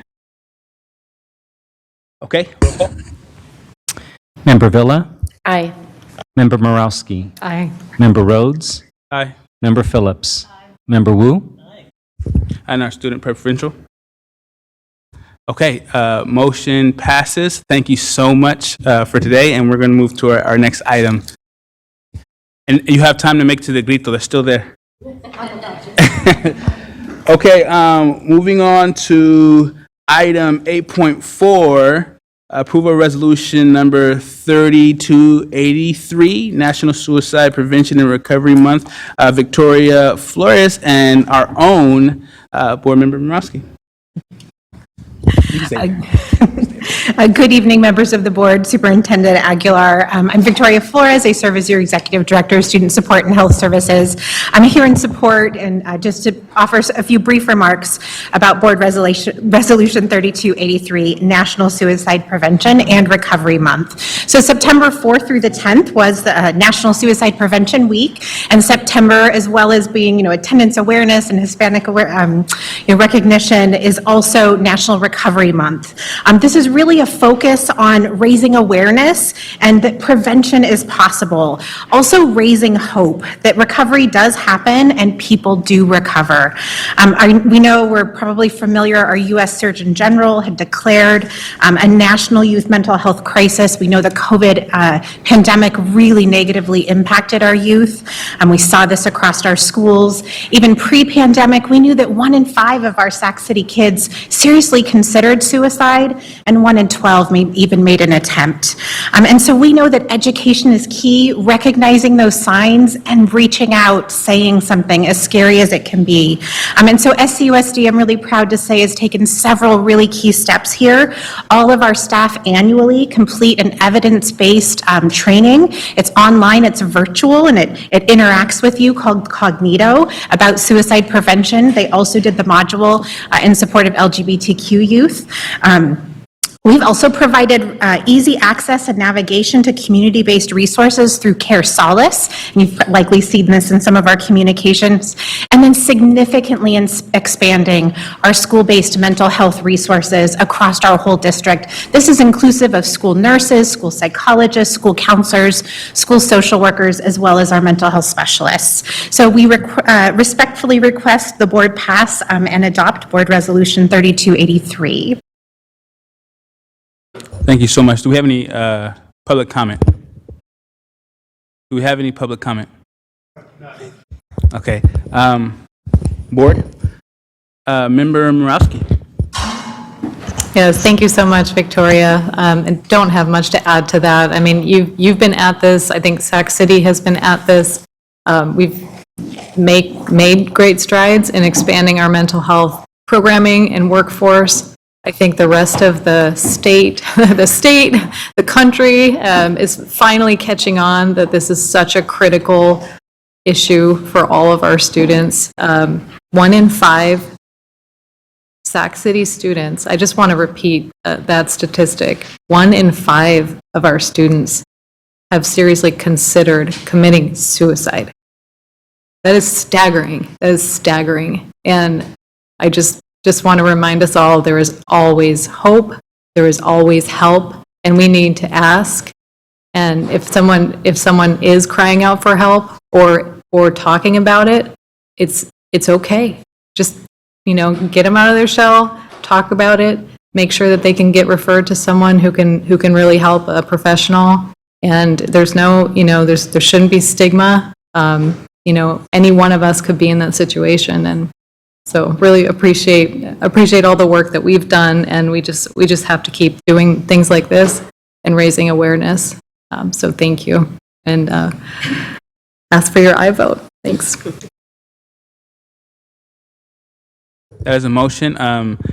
But before I have one, I think that this work is very important, and what people don't understand sometimes, we think about this type of thing that's happened, and I can literally remember elementary school, at least 2 students who committed suicide when I was a student.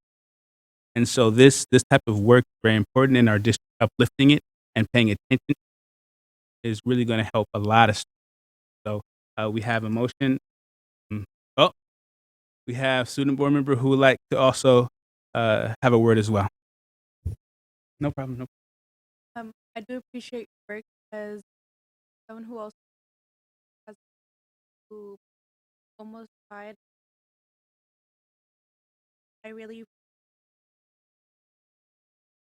I just want to say to all of fellow peers that even though it's really hard right now, that it's okay to reach out. I know it's going to take a little while, but it's better than you being gone. With that motion and second, can we have a roll call? Member Villa? Aye. Member Morowski? Aye. Member Rhodes? Aye. Member Phillips? Member Wu? Student preferential? Okay, motion passes. Thank you so much. Moving on to 8.5, Early Literacy Support Block Grant Updates. This is an informational item. Thank you guys very much. Right here. Good evening again. Thank you for having us here. We are here to present some information on the Early Literacy Support Block Grant. This is Dr. Shannon Pella. She is our Director of Professional Learning for English Language Arts, Literacy, and Humanities. We also have we have 2 principals here from our ELSB schools, Africa Fulev, who is joining us from John Sloat, and Nate McGill from Ethel Baker. I'll hand it over to Shannon.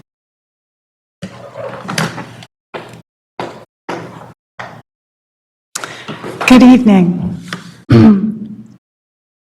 I'd like to begin by grounding the Early Literacy Support Block Grant in the core values and guiding principles of our district. The ELSB grant specifically provides funding to address inequities and mitigate achievement and opportunity gaps, and as such is clearly aligned to our core values and guiding principles. For your reference, the glossary provides definitions for some of the curricula and teacher professional learning experiences that are part of the ELSB grant implementation. You might consider flipping back to these as needed when I share about the ELSB grant implementation. As a brief overview, the ELSB grant was enacted in a Senate bill of the 2020-21 state budget that appropriated $50 million to establish the Early Literacy Support Block Grant Program. CDE used the 2018-2019 summative CASP data to identify 75 schools across the state with the highest percentage of third graders scoring at level 1, and 4 of our elementary schools were identified.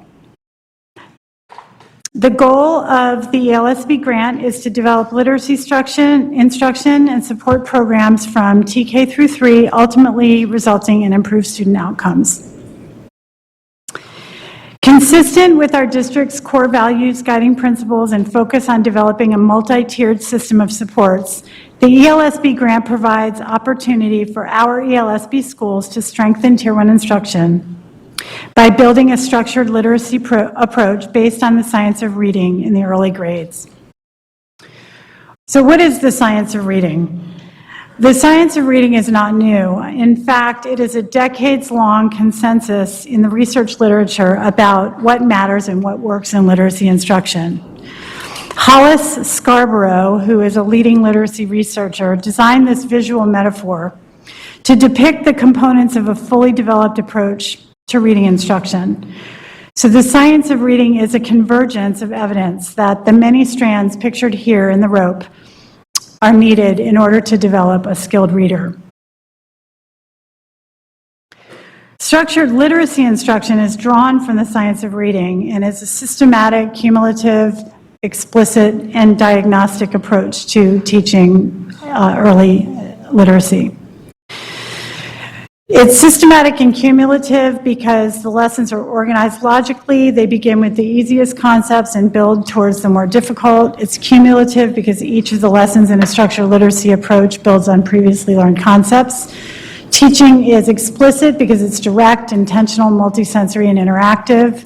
And it's diagnostic because assessment, which is critical to all instruction, especially literacy instruction, is ongoing both formally and informally. And that teachers are looking for automaticity as students are learning to read. So before I detail what structured literacy looks like in our year one implementation of our ELSB sites, just a quick look at the budget. The grant total was over $3 million, and each school has spent a significant portion of their budget to launch this work and continues to identify ways to use their funding to grow students' reading skills. Year one implementation, which was last year from 2021 to 2022. Each of the 4 categories listed across the top of this table are the allowable areas of, for grant expenditures. I summarized all 4 of the annual reports to show common themes across each category. For instance, in order to provide access to high-quality literacy teaching, you'll notice in the table that all 4 schools have purchased literacy, evidence-based literacy curriculum and have also engaged teachers in evidence-based professional learning around literacy. In the category of support for literacy learning, there have been coaches employed and academic conferences which use the continuous cycle of improvement, which is indicated here by PDSA, which is Plan, Do, Study, Act. Under pupil supports, the sites have created culturally rich libraries, have enlisted community volunteers, and other types of community partners like social work interns, and have engaged in recognition nights for K-3 reading. Family and community supports last year from 21 to 22 were still limited because of COVID protocols, but those are areas that for year 2 implementation are continuing to be expanded. So when we look at year 2 implementation, this upcoming year, this is where we're expanding the use of the curriculum and continuing to develop the teacher professional learning. This year ahead of us includes the hiring of librarians, support staff, and literacy coaches, maintaining and building library resources, and a commitment to inviting families in the community back into our schools in family literacy nights and other events that build our relationships with the community and that at the same time enhance literacy. Although each of our ELSB sites, like all of our district CASP ELA data shows, they all fall unacceptably below where they need to be on ELA CASP data. But although that is the case, we have looked closely at some of the ways that each school are growing in the right direction. So for AM-WIN, for example, as they continue to build a coherent assessment instruction cycle of continuous improvement, we're looking at ways that they've actually made some inroads. The distance from the standard, the average distance from the standard between the 2018-19 ELA CASP data for 3rd grade and the 2023 CASP data for 3rd grade has decreased, which is a good thing. You want that second number to be lower because it means your scores are moving in the right direction. So that's good news for AM-WIN. Also, their school climate survey is showing a very positive response rate. So those things that are hard to measure, like relationships with students and relationships with families in the community, are beginning to show up in some of those data. For Ethel I. Baker, Baker was one of 7 elementary schools in the district to improve on school-wide CASP ELA percentage of students meeting standards. And if you have any questions about that, we do have Nathan McGill, the principal of Ethel Baker, here tonight. They've also reduced suspension rates, and increased student satisfaction reporting through the district's Kelvin survey, which measures social and emotional learning responses of students. And then again, although we would hope 100% of our students at all of our sites would respond positively on our school climate surveys, 71% is a strong number, and Ethel Baker continues to work toward bringing that up to 100. John Still has engaged regularly in developing their Plan, Do, Study, Act continuous cycles of improvement in academic conferences. The teachers have responded very positively that they're learning how to look at data from regular assessments to improve their practices, and that they've also asked for more administrator walkthroughs, which is also a very good sign of teaching at John Still becoming more public, which is a very good thing. Also at John Still, the average distance from the standard decreased, and 70% of students are responding positively in the school climate survey. And finally, John Sloat is also showing that the gaps in data among students across different ethnic groups is not necessarily an issue at John Sloat, with 70% of Asian students, 72% of African American students, and 75% of Hispanic students are reporting positive experiences at school, and that is consistent with their white counterparts. Again, they have a 77% of positive responses on their school climate survey, and their number of students in second grade needing intensive support has dropped. And our new principal, Africa Fullove, is here today to respond to questions as well. Finally, we are moving towards strengthening practices in high-quality Tier 1 literacy instruction as we deepen and sustain implementation, capacity for becoming more data-informed, engaging with the community, increasing library opportunities, and accessing our technical assistance is also ongoing. We continue to engage through the lens of MTSS, and I will stop now and let you ask questions. Thank you. Thank you so much for your presentation. Do we have any public comment on the item? We do not. Okay. Do we have any board discussion? If so, please line up in the queue. Member Morowski. Hey, thank you for the presentation, and thank you to our principals for being here and the work you're doing. Just wondering, kind of, I guess this was the first year of the grant, and so putting into place those practices.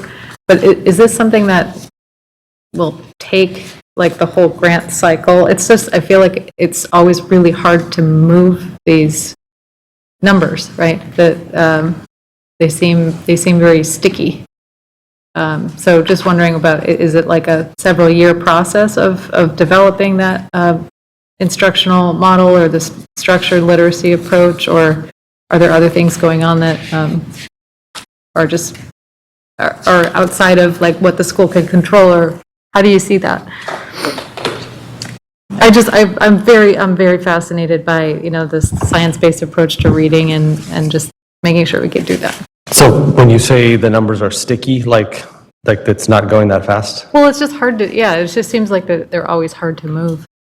Yeah, I think it's representative that, with basically system-wide, nationwide regression with respect to kind of ELA outcomes, that the schools that have been involved in this have actually shown progress. Like that would be outlier data. And so I think it takes, depending on how well the plan is formed, at least a year to work those systems out. We had the good fortune of being in a shutdown year to make those plans first with our teams. And so, when the school year started last year, we were ready to start pretty quickly, and it actually affected every kid in the school, so grades 1 through 6. It may not show up, and this is kind of what we talk about in what would be like a really standardized measure like a CASP, but where it really stood out was in our LPAC data, which was not mentioned in that, but that's essentially like a measurement for language learners. Our school has 41% language learners, and like, for example, second graders, the average increase was 60 points, which is more than a level. And so what that tells us is that in terms of total trajectory, there was growth in every grade for any student taking the LPAC.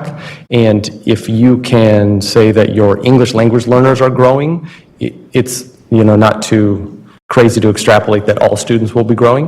And you can call into question how important or valuable CASP data is to look at in a single time. And that's why we wanted to look at it in a certain cohort. So for example, our last year's 6th graders took the CASP in 3rd grade.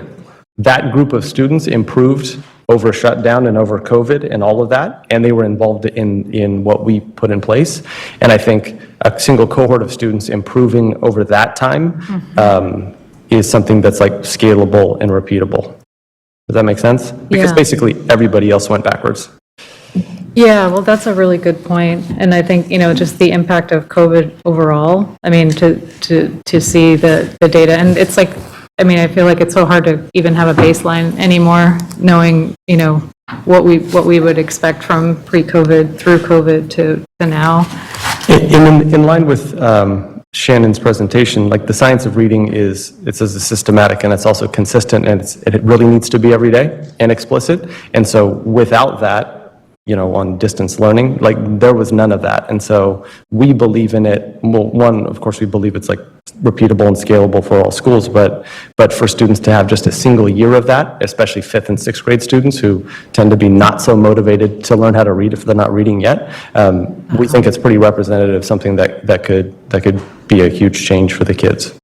Okay, thank you. Excited to see how this develops. And if I could just ask real quick, to Assistant Superintendent Hansen, maybe just to address like district-wide, how much fidelity do you think there is to the scientific literacy model?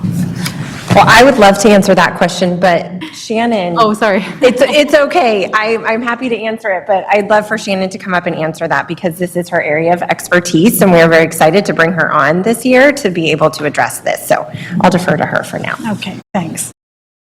So let me see if I've got your question right. So you're asking to what extent the entire district is engaged in a structured literacy approach?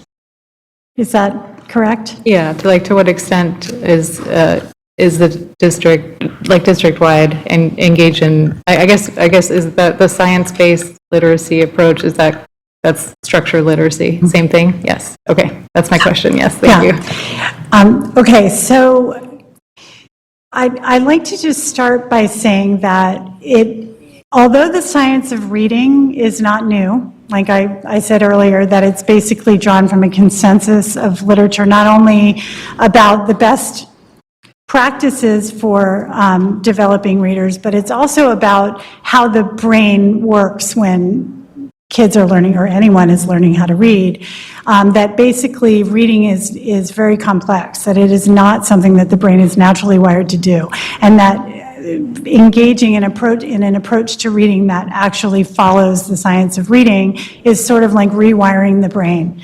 And teachers don't necessarily come out of the university teacher preparation programs with a solid foundation in teaching foundational skills. So in our district, we have a wide range of teachers with a wide range of experience in teaching early literacy. I would say that I feel very, very positive about the momentum and the extent to which teachers are engaging today. I don't have exact numbers or percentages for you, but I could get them for you because we do have a lot of schools in our district that are buying the SIPS curriculum, which is a very explicit focus on phonemic awareness and phonological skills curriculum, and engaging in the training, and also engaging in letters training, which is another program out there that is not a curriculum, but it's a paradigm, basically, and a philosophy for teaching reading. So the momentum right now is very exciting and very strong. We also have a team of ELA, ELD training specialists that are becoming experts in their own right and on training in both of those, both the SIPS curricula and the foundational skills training. So I feel very confident that we are absolutely catching a momentum for a growing focus on structured literacy in our district. And I hope you ask me that question again in a year or two, and I'll be able to have really good, solid data for you. So keep that in mind, and I will be back. Thank you. Thank you so much, and I would love to, anything I can do to promote that approach, or, provide resources in that direction. I mean, I think it's like the reading wars are over, I think, by a long shot, and, I think the world needs to catch up, and we need to do what we know works. So thank you for what you're doing. Okay. Next, Member Villa. Thank you. I'm not quite sure who in this group, we talked about MTSS in our last presentation, but I don't know if we can talk about how this framework or what kind of program would this actually coincides with MTSS. That is, thank you so much, Member Villa. You captured exactly what I was going to ask our team to also just make clear. This is a presentation that we're offering to the board and our community because we are responsible for doing so under the grant guidelines, but I think it's really just important to come back to what you're asking for, which is how does this interface with our MTSS work? How should our board and our community be thinking about this particular effort? And I think it's great that you'll hear this from our principals if they can share that with our board and our community. Thank you, Mr. Miguel. Okay, yeah, it's a really good question. When we describe like the structured literacy piece, it's how each site designs it for its kids. So for example, something that works really well is as students come to the first or second week of school, everyone's getting a diagnostic test to see basically what their foundational reading skills are like. After that, we organize them by level. And then after that, we set a schedule. So essentially, every student at the entire school exchanges with the teacher that's at the appropriate level for him or for her or for them. So if you are an advanced reader, or if you're a reader who has just come to the United States, we have a specific class for you. In that way, it coalesces with MTSS because, one, it requires us to know where our students are at all times because there's regular assessments that are built into the curriculum. But also, it helps you understand like the organization of your entire school system. So what are those supports? Well, technically, if I have a fifth grader who doesn't have any letter names or sounds, who has just come to our country, and he or she can learn them in a safe environment and with grade level peers, that's an intervention. But it's happening in the regular day. It's a homeroom. It's not a tutor. It's not something extra. It's not anything else we pay for. It's just us knowing how our students are doing, paying attention to those short-term assessment cycles, and then making sure they're in the right spot so that if I have specific reading needs, I'm with the right level group. And so SIPS is, like Shannon said, there are a number of curricula that organize that, but SIPS has the level for each student, and then they kind of grow within that. And so what's really important as you do it is these regular short or midterm cycle assessments. They're called mastery tests in SIP. And then depending on how students are doing, we may replace them. If a student is really like, we're going to look at growth over time. If a student is what should I say, reading faster than his or her peers, then they may need to go to the next level. So in that sense, it organizes it perfectly for MTSS, and then we have a really good idea of how students are going and how fast they're progressing. Does that make sense? Okay.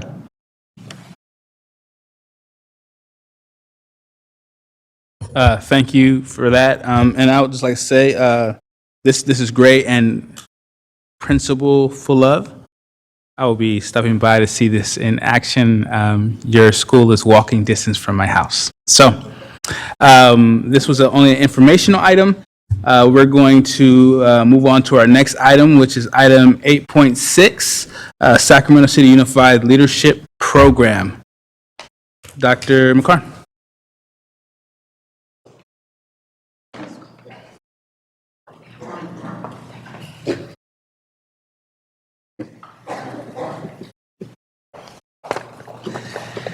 Hi. Okay.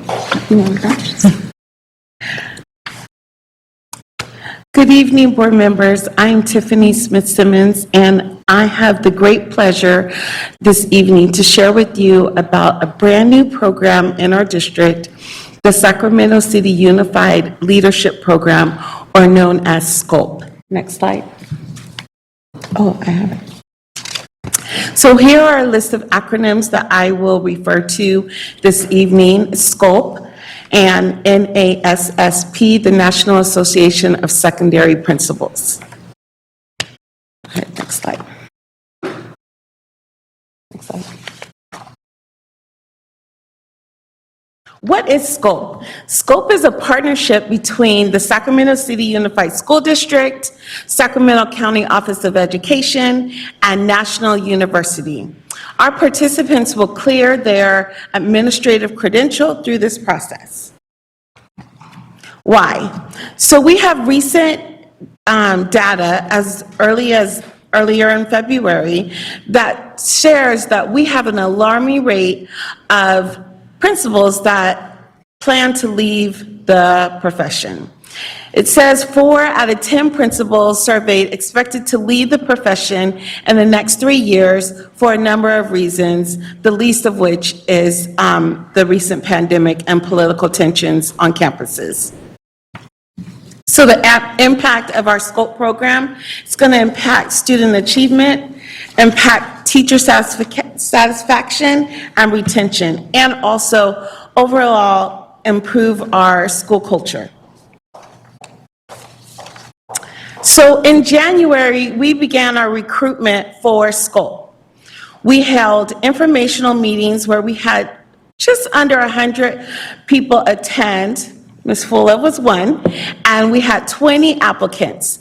Of the 20 applicants, 11 were selected for the program. I can just interject here in the great work that Dr. Tiffany Smith-Simmons is leading in collaboration with Dr. Steve Winlock at SCOE and with our national individuals as well.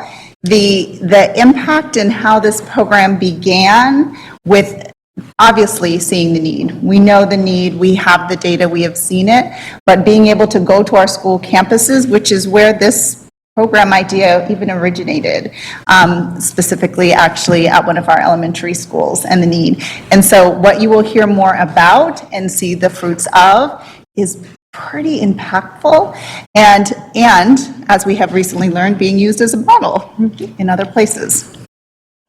So a little bit about the application process. Each applicant submitted a letter of intent or a letter of introduction, letters of recommendation, and they were interviewed by a panel. And the panel included our SCOE partner as well as current principals in our district. We modeled that application process to be a replica of their application process when they apply for an administrative position in our district, so they got a little bit of a running start there. Next, we have greetings from Dr. Winlock. He couldn't be here with us, but he wanted to share a little bit about the program and our partnership. If we can have somebody click play on that, that would be awesome. He just did a short message for you, board.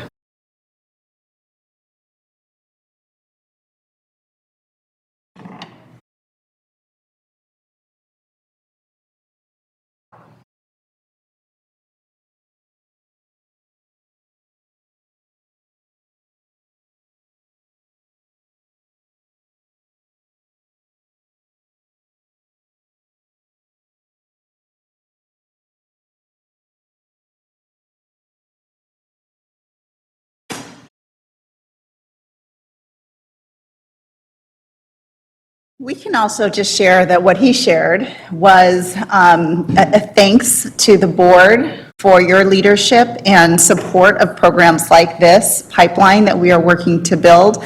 A thanks and appreciation to the superintendent for his support and leadership in helping this go forward. And he also shares that this is a model that the County Office of Education intends to use in other places because there isn't one being done like that. Although he said it way better, at least you have a sense of what was shared. And tonight, we actually launched the program with our participants. We met with our 11 SCOPE participants, with Dr. Winlock as well as Dr. Sewell, and we were all on Zoom, and they were learning about the process and when we will begin. Classes officially start for them on October 24th. So I wanted to just spend a few moments and just share with you who our SCOPE participants are. We have Sam Floyd, who's currently the principal at Leah Tata Floyd Elementary School. He's been in that school community for nearly 20 years. We also have Jasmine Perrin-Jones, who's currently serving as site instruction coordinator at John Still K-8. And we have Monica Kohler that will join the Theodore Judah Elementary School community as principal. And we have Katie Rodriguez, who's currently an intermediate autism teacher at Father Keith Buchanan. Also, we have Christina, Kosaki, who is currently the assistant principal at Ethelai Baker. And we also have Ms. Fulev that's here with us tonight. She's the principal at John Slow Elementary School. We have Nain Cha, who joined the Pacific Elementary community earlier this year as a site instruction coordinator and assistant principal. We have Malcolm Floyd, who has been a member of the CKM McClatchy community for a number of years, and he transitioned to a site instruction coordinator earlier this year. We have Naila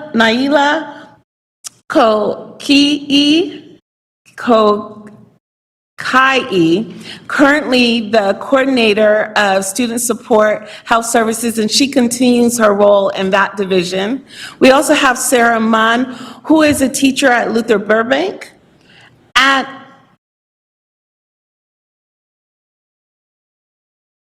We have more participants. We have Sarah Nava, who is also a teacher at Father Keith Buchanan, who is also a participant in the program. I'm not sure what happened to the slides.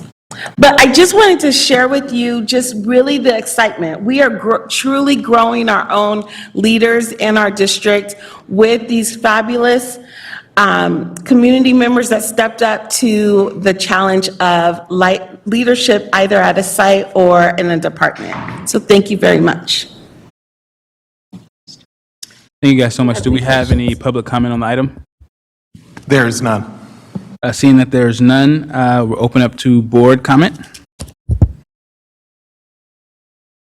Okay.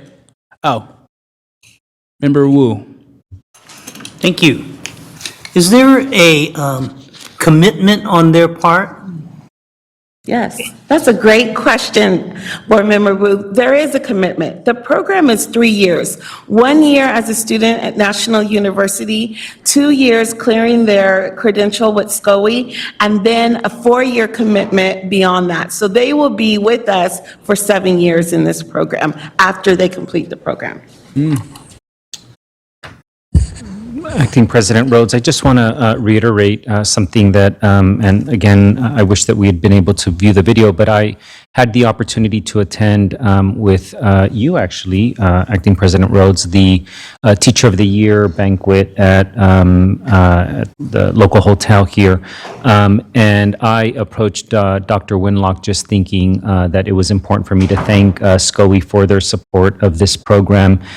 Just thinking that we were one of many districts that were engaged in this, and I was pleasantly surprised when he notified me that we are the only district that are engaged in this model in partnership with SCOE and National University. So I know that we often don't hear positive things about our work, but I think it is a source of pride for you as our board and for our community that SCOE is now looking at this as a model to replicate. And certainly we're proud that we started this and that we have such talent coming up the pipeline, and then that we will be able to create some succession just by way of identifying this talent, and you can see it in Ms. Fullov, and then retaining individuals and continuing to grow the program. So I just wanted to highlight that and just express that, of course, with all the modesty that we can. Thank you, Superintendent. With that, we have Member Phillips. I just want to say I'm so happy to hear this. If I had actually gone through school to be a teacher, I'd be in this program. I really, really appreciate the fact that we are, again, growing our own. And I have other things to say, but I'm just happy to see you. Thank you. Yeah, I think that this program is amazing. First off, we have, if we heard, we have principals who are leaving, administrators that are leaving, but this gives a huge opportunity for us to put in some qualified people in their stead, and it's a beautiful thing to have our internal folks being able to take these leadership opportunities. A lot of time in organizations, there's not opportunities to move up that quickly, or people might feel stagnated. But we're building something that can help push and elevate, and it can become a model for our region. And so I'm excited by that. I'm also excited about the number of people of color that you have also represented. I think that's a beautiful thing as well, to also not only build out, but seemingly making sure that people are representing our students and what they look like. So I appreciate having all of that in here, and I look forward to more of the work. With that being said, there's no other comments from the board. This is an informational item, so we're going to move on to our next item. Thank you guys for coming out tonight. Okay, so we're going to 9.0, remember that we have moved 9.7, 9.8, 9.9 after 9.2. So right now we're going to go to 9.1, approval of the 2021-22 year-end fiscal unaudited actuals by Ms. Rose Ramos. Thank you, Vice President Rhodes. Good evening, board members, members of the public. We are presenting to you tonight the 21-22 unaudited actual financial report. And basically what this is our year-end reports for the 21-22 year. What this means is that this data contains the actual financial information for the year that we just ended. And the period that it covers is July 1 of 2021 through June 30th of 2022. So with that, let me get to the, okay, oops, sorry about that. Gosh, which way am I? It's a little sensitive. Okay, here's the agenda for this evening. I will be presenting to you the comparison of the year-end financial statements, which are the unaudited actuals, to the estimated actuals. And what the estimated actuals means is that that's the last budget update that the board received for the year 21-22. As you know, we adopt the budget, then throughout the year we revise the budget and we bring to you those updated numbers. So, and that was presented to you back in June, the updated budget for the prior year. And then we'll have a display of the use of one-time funds. We'll also then share the multi-year projections, how they look now with the updated beginning fund balances, and then end with the summary and next steps, and then request your approval. So with that, here is our table of acronyms. Of course, as you may see a few of these throughout the presentation, and I will pause on some of these slides in case there's clarifying questions. Okay, so this is a very busy slide, I understand that, but just important to share with you the highlights of the estimated actuals, which again were last year's budgeted numbers that were updated as of like June 23rd, right around that, presented to you June 23rd when you took action to adopt the budget for the new year. And then over to the right is our actual year-end financial statements. This is how we actually ended the year, which are referred to as the unaudited actuals. And then finally, that last column is the difference between the budgeted numbers and the actual numbers. And then we'll go over these to some degree at a high level presentation. And then within your executive summary, there's a lot of detail that explains those changes and the why. And then one of the things that I did want to call to your attention is about from the bottom, that green shaded bar, you're going to see the overall net change to our actual ending fund balances. And in this case, it's an improvement because you don't see any negative numbers. So on the unrestricted side, you're seeing an improvement of about $23 million. To the restricted side, about 19.3. Altogether, it's about 42.5. So this represents an improvement of about 5.6% combined. Okay, so the next one. So here we go into a little bit of detail on some of these changes. We'll go over the unrestricted revenue first. We did see a decrease from what we were projecting, an overall decrease of about 1.1 million. And this is primarily due to some changes in our local revenue, some decreases in our some of the fees that we collect, our interest. We saw a decrease there. We saw a decrease in some of our investment valuations. And then we did see a small increase in some of our LCFF. But overall, the net of all of these changes resulted in a decrease of $1.1 million. On the restricted side, we did see some decreases. And I want to pause and explain this here. This does not mean that we lost money or we have to send back money. What happens on the restricted side is that we have to earn it. If we don't spend it, we don't earn it, so we can't recognize some of this revenue. And so all that happens is that then in the coming year, that money gets carried over for spending in the next year according to the appropriate regulations. Sometimes there's time restrictions put on that spending, and sometimes, of course, there's certain categories. So I just wanted to clarify that because these are pretty large numbers. So on the federal side, we saw a decrease of $60.7 million, and these are some of the categories where we didn't spend money. And primarily, the main reason I'm going to share that in the ESSER categories that we did not spend according to budget is because of the supply chain issues that we saw. And you are seeing that in some of your reports that we're sending to you about construction projects going on with our shade structures, wrapping up some of our filtration stations, water stations at the school sites.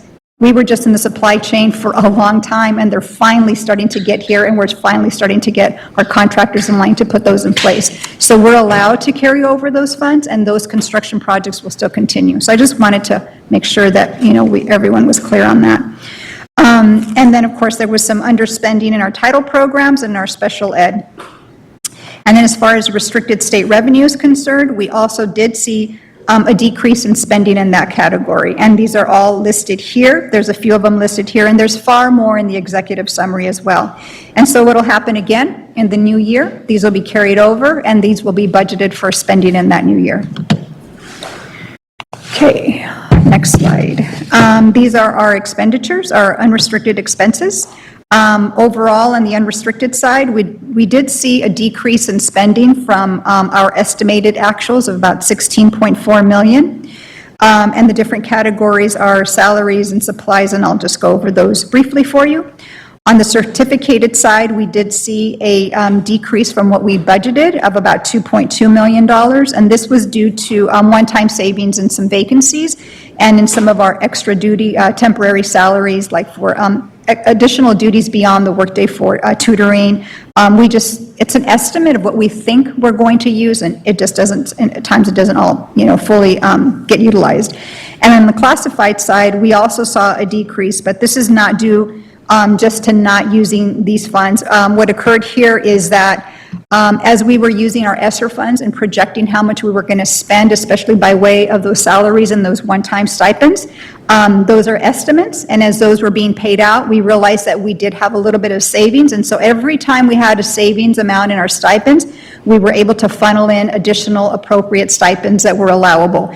And so in this case, we funneled over about $3.1 million. So really, those classified salaries did get spent. 3.1 of that 4.5, they were just spent under a restricted resource, which is good. That means we preserved our unrestricted money. And of course, the benefits follow those salary adjustments. And then under books and supplies and services and operating, we did see a decrease of about $5 million. And the biggest chunk here is due to textbooks. We just did not get in that queue to spend on our textbooks, but that is in queue for these next coming years. And so that money will be preserved and carried over because that is still a planned expenditure into the next year. And we also saw some one-time savings in our site departments and supplies. And then that was offset by some increases in contracts. And then capital outlay, we had a small net decrease of about $51,000 in our transportation and operations. And then our contributions did see a decrease of about $10.5 million. And this is primarily in special ed, about 9.9 there, and due to some underspending in our NPSs and NPAs. And then our transfers out did also, that increased by $2.6 million. And I want to explain what happened here. 1.1 was due to transferring over to support our charters, but not because, you know, they've been working really hard to stay within budget, but the penalties that were imposed on the district for the lost instructional days and minutes because of the strike, $900,000 of that is attributed to the charters. And so that wasn't something that they were planning for in their budget. And so the district transferred over money to help them cover that cost. Next slide is our restricted expenditures. So here, big dollar amounts also. We saw a decrease from what we were budgeting of about $96.3 million. And again, this is due to us not being able to implement some of these programs, and some of these will be carried over into the next year. You'll see in the certificated salaries, it was 9.2. It was in our title programs, our ELOG and special ed, classified not as high at about 2.5 million. And then, of course, benefits follow. And the books and supplies was about 44 million, and that was primarily in our ESSER funds, and for the same reason. We were just having some supply chain issues. And then on the services and other operating expenses, we did see, again, a big amount, 34.5 million, and in the majority of that, 23 million is in our ESSER and our IPI. Those are our COVID relief funds that'll be carried over. Capital outlay, a little less, $6.1 million. And then here's the use of one-time funds that will be carried over into our 22-23 budget. And as you'll see, a big chunk of this are the COVID relief dollars. And we are tracking these very closely because we know these have expiration dates and we want to be sure that we spend those. We know the majority of them are going to expire in the year 24. So, and there are plans for those. As you know, the board adopted the ESSER 3 plan for that. And the rest of them are, you know, various programs that are listed here for a total of about $118 million. And so those will be carried over.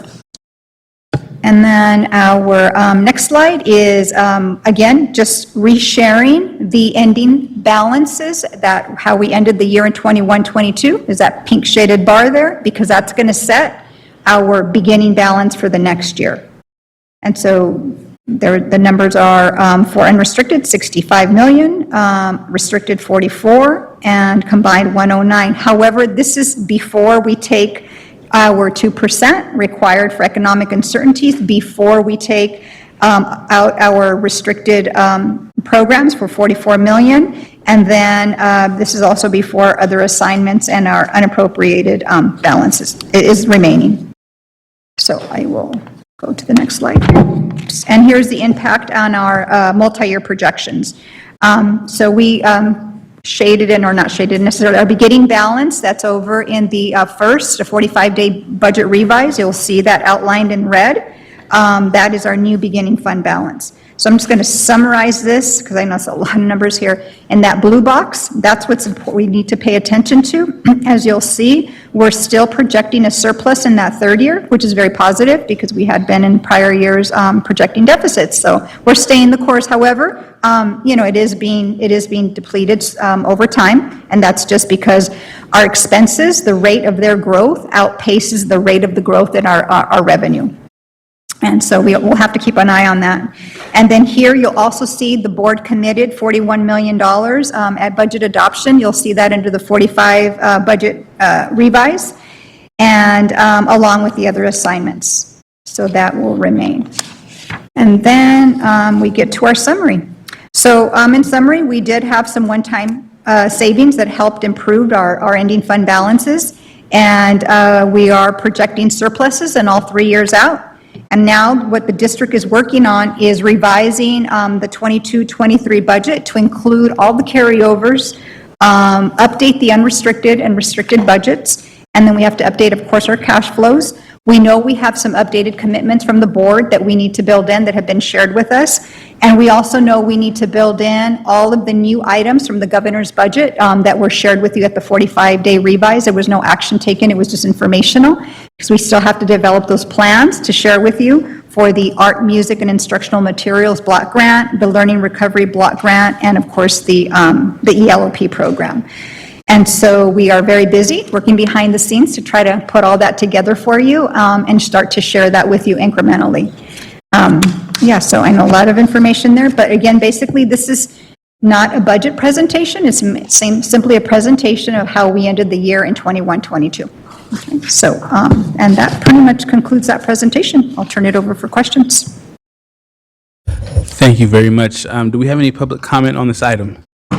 We do. We have two speakers, Taylor Kayada and Terrence Gladney. Okay. Mr. Kayada, you have 2 minutes. Starting, of course, when you get to the podium. Otherwise, I got to walk really fast. So, once again, I just want to say I really appreciate Ms. Ramos's work. So this is not a criticism. I really hope you're all paying attention to this. I see you were today, but not just now, but throughout your entire terms. Because if we can't trust our budget in the year we're going to spend that money, we can't do any of the things we want to do. We can't set any of our priorities. So with that said, I just have a couple takeaways here that I really wanted to call attention to. So our school district thought for our general fund that we were going to be losing about $60 million.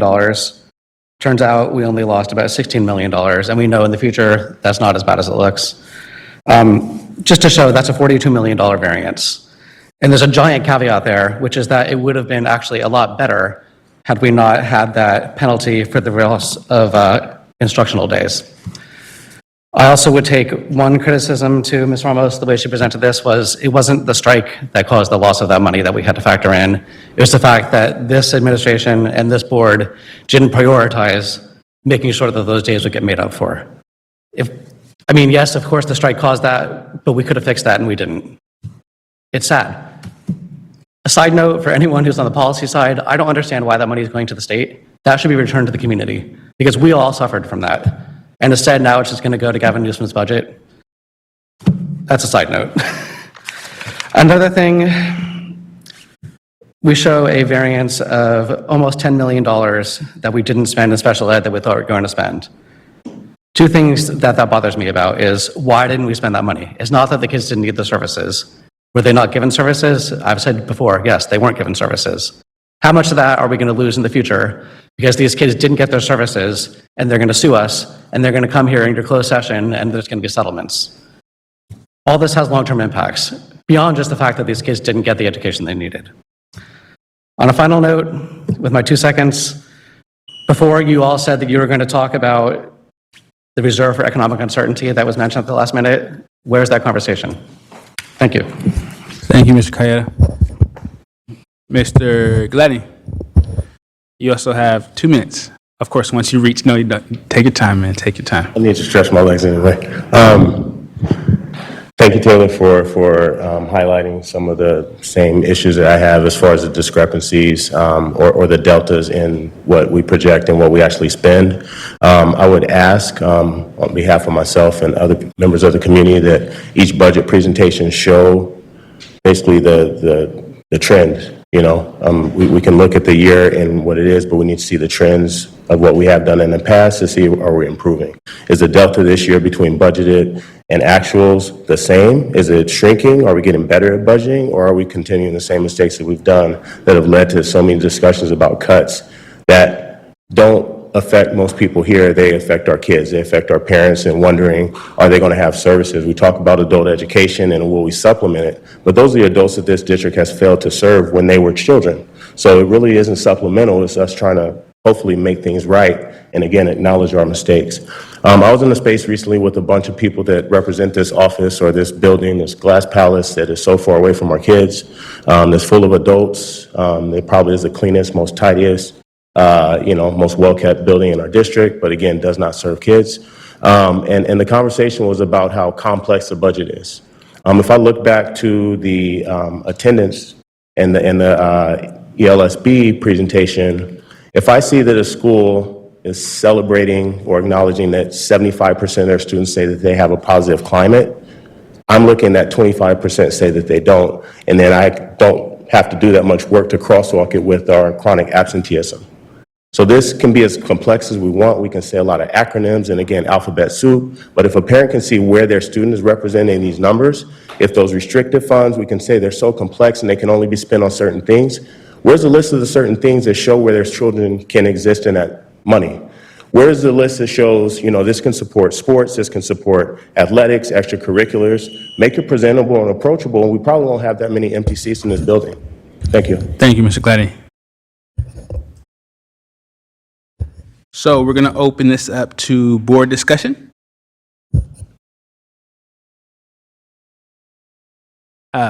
Member Villa.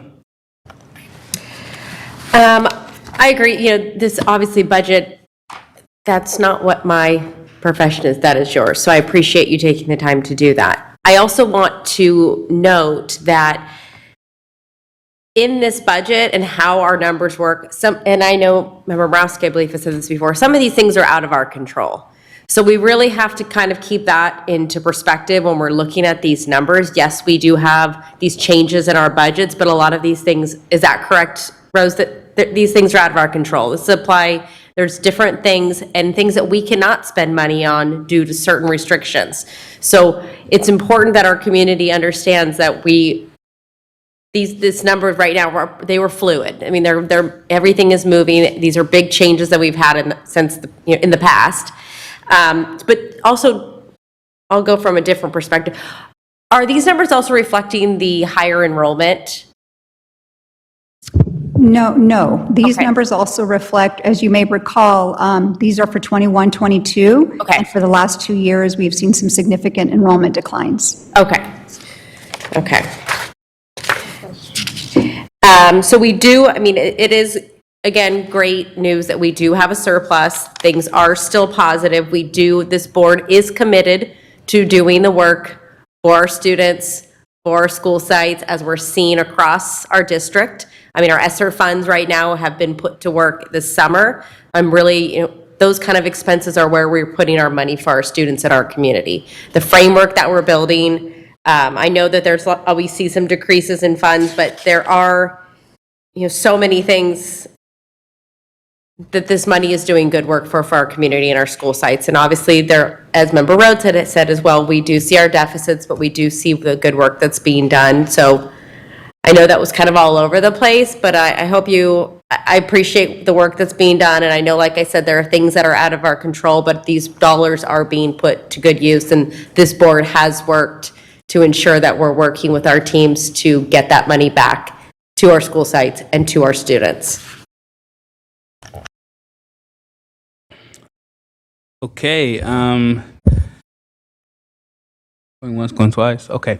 So for me, when we bring back our plans for some of the restricted funds, and we have to make plans for, can we see also the per pupil spending for those. Not just a big number, but can we break it down for our community members so you can see the per pupil costs on each of those things? So if we're, for instance, you're doing maybe like the busing or the electrification, what does that money go towards when it comes to like students? So in business world, you say per like supply, right? And so we want to see that per pupil, because I think that what happens, families and our community members can say, there's $1 million spent here, there's 37,000 students, this will impact your students like this amount, 500 something per student. Does that make sense? So having something like that for our community, I believe that would be helpful. Sure. A little bit more work, but helpful as we kind of bring this in. Thank you once again. This was an informational, nope, it is an action item. I apologize. It was an action item. And so do we have a motion to approve? So move, second. All right, student preferential. Can we get a roll call? Yes, Member Villa. Aye. Member Morowski. Aye. Member Rhodes. Aye. Member Phillips. Member Wu. Perfection. Thank you. Motion passes. Now we're going to move on to 9.2, to approve the submission of the credential waiver application to the California Commission on Teaching Credentialing. Dr. McCarn and others. Hello. Good evening. I'm Sabrina Jaquez, Credential Auditor. I'm here for the approval for the submission of a credential waiver application to the California Commission on Teacher Credentialing. So Education Code 44253.3 allows school districts to waive a portion of the requirement for a certificated teacher in order to allow time for program completion. The California Commission on Teacher Credentialing requires that every waiver request go through a public notice process at the local level. It must be board approved in a public meeting prior to the submission of the employee agency to the CTC. This slide demonstrates the comparison of our waiver request for our district over the previous 5 years to now.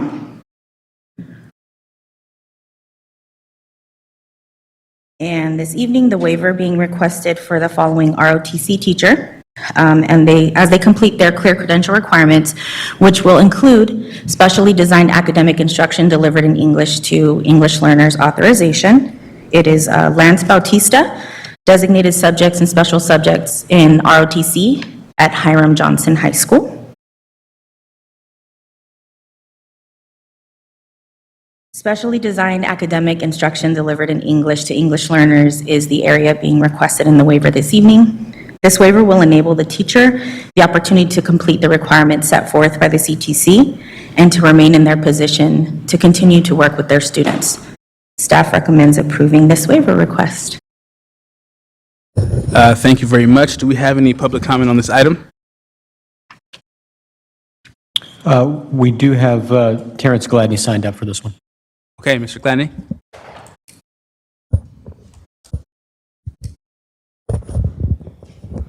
You have 2 minutes, Mr. Gladney. Hopefully I won't use them all. I'm getting tired. I applaud that, through the credentialing office and through whatever legislation or policy is in place, that certain populations can have some grace afforded them to make sure that they have people in place that can meet them where they are. And I'm happy for English learners that they have that in place. I don't know if it is already in place, but if it's not, I would ask this board, this district, our state, whoever has the ability to push forward. Again, we have historical outcomes or lack of historically successful outcomes for other populations. And I'm asking again, where are they uplifted in motions such as this? Why don't we incentivize teachers that can engage and properly address the needs of African American, Latinx, LGBTQ, and other student populations that have been historically underserved?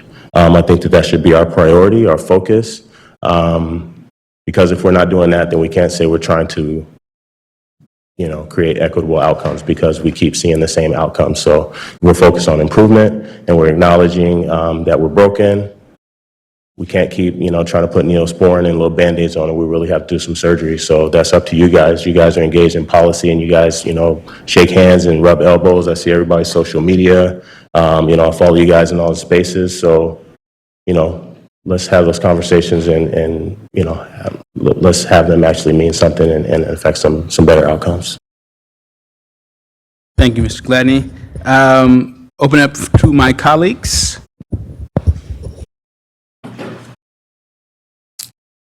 Seeing none, this is an action item, so we need a motion. Motion by Member Wu, seconded by two people, Member Murowski. And can we get a student preferential? I apologize. Superintendent. Member Villa? Aye. Member Morowski? Aye. Member Rhodes? Aye. Member Phillips? Member Wu? Thank you so much. Now we are moving on to item 9.7. Approve of AB. Go ahead, sir. Good evening, Vice President Rhodes, Superintendent, trustees. Yes, I do not look like Sean Hadnot, yes. Yes, I am much more attractive. I wish Sean was here to hear that, so, all right. Levity is good. I'm here to present the AB 1200 disclosure and approval of the Teamsters tentative agreement. As you can see, one of the key proponents is the article of compensation, the 4% ongoing increase for the 21-22 school year, and 2 individual one-time stipends for the fiscal year 21 and fiscal year 22 years, along with a comprehensive classification and compensation study. The fiscal impact, as you will see, is a total of $1.3 million across the 3 years, with a one-time of $681,000 and an ongoing of $622,000 in the ongoing years, both out of the restricted and unrestricted general fund. Since this is one of 3, any questions? First, do we have any public comment on this item? We do not. Seeing that we have no public comment, I'll open up to my colleagues. None? All right. So do we have a motion to approve? So moved. Second by Villa. You guys are on it today. You guys are doing it at the same time, but we'll go Villa. Student preferential. Superintendent. Member Villa? Aye. Member Morowski? Aye. Member Rhodes? Aye. Member Phillips? Member Wu? All right. Thank you very much. Motion approved. Now we're going to 9.8, approve AB 1200 disclosure and approve of successor negotiations. We have the handsome one again. So this one is now for our Teamsters classified supervisors, tentative agreement. Once again, the key proponents, the 4% ongoing for the 21-22 school year, 2 individual one-time stipends for the fiscal year 21, fiscal year 22, an increase to their longevity to increase annual stipend to $1,030 from $792. Also a comprehensive classification and compensation study. Article 7, as you will see, is that they are now going to be receiving 100% of the Kaiser active rate across the board, along with the 100% of the dental and vision benefits. One other item is, as you can see, 9.6 has to do with tools that their allowance is going to go up to $200 from $120. As you will see, the fiscal impact is $663,000 across the 3 years, with a one-time cost of $217 and the ongoing cost of $446 over the remaining 2 that will be funded out of restricted and unrestricted general fund. Okay. Thank you very much again. Do we have any public comment on this item? We do not. Colleagues? So move. Student preferential, second, or there by Wu. Student preferential. Superintendent. Member Villa? Aye. Member Morowski? Aye. Member Rhodes? Aye. Member Phillips? Member Wu? Motion passes. And I believe we have one more for you. Yes. This is 9.9, approval of AB 1200 disclosure and approval of increased employer contribution for non-represented employees. Yes. The proposal is to provide 100% of the dental and vision for unrepresented, all non-represented employees and their dependents. Fiscal impact would be an ongoing cost of $325,000 across the 3 years, funded with unrestricted general fund. Do we have any public comment on the item? We do not. Colleagues? No? I would like to say that this last one right here, this is a very equitable thing to do, and it's needed, and this is going to help out a lot of our employees who are unrepresented and their family members. So it's the work of the board, the work of our district, but it shows idea of equity across all of our labor partners, and that we do care, even for the unrepresented. So thank you once again for that time, and we'll take, we had a second, we had a first, second, and third, all that. And we'll do student preferential. Superintendent. Member Villa? Aye. Member Morowski? Aye. Member Rhodes? Aye. Member Phillips? Member Wu? And Acting President Rose, if I can just reiterate your appreciation really to the Board of Education. For several years now, we have been seeking to bring the parity that with your action we've just achieved now, and that is that we can demonstrate to every one of our employees that from the perspective of what we contribute toward healthcare, we want to treat everyone equally because we value everyone equally.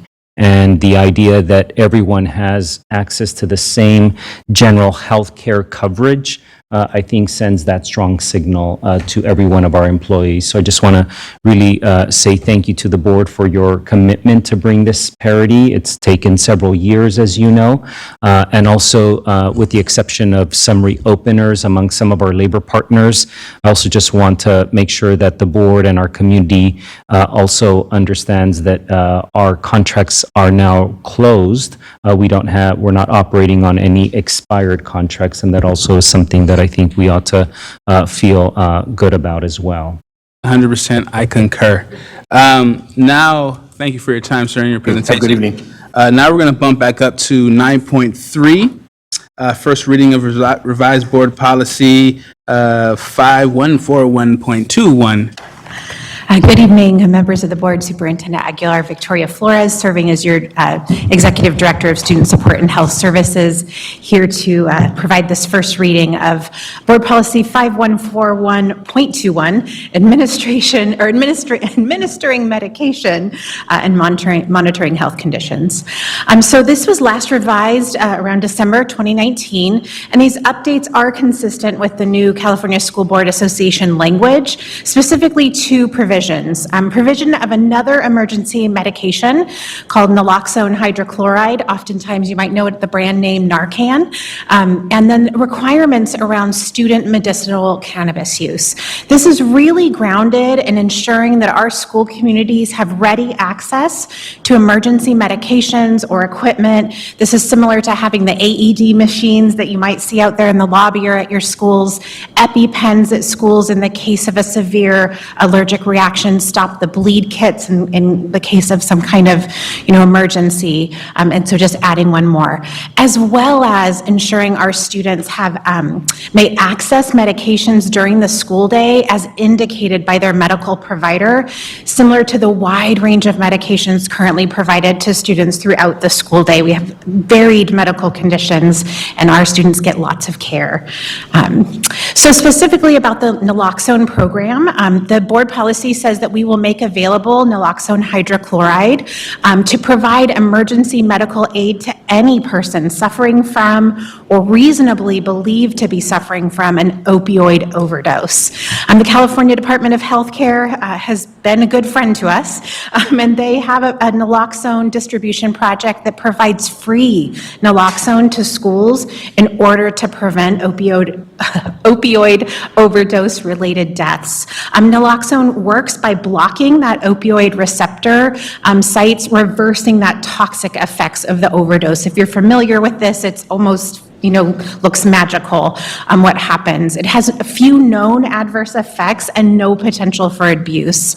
Narcan is the branded name that California Department of Healthcare Services is providing. It's a nasal spray, through the program and may be administered by a layperson. There's a picture of it on the side. If you take a nasal, an allergy nasal spray or anything like that, it's very similar. And why this is so important to us here, particularly in Sacramento County.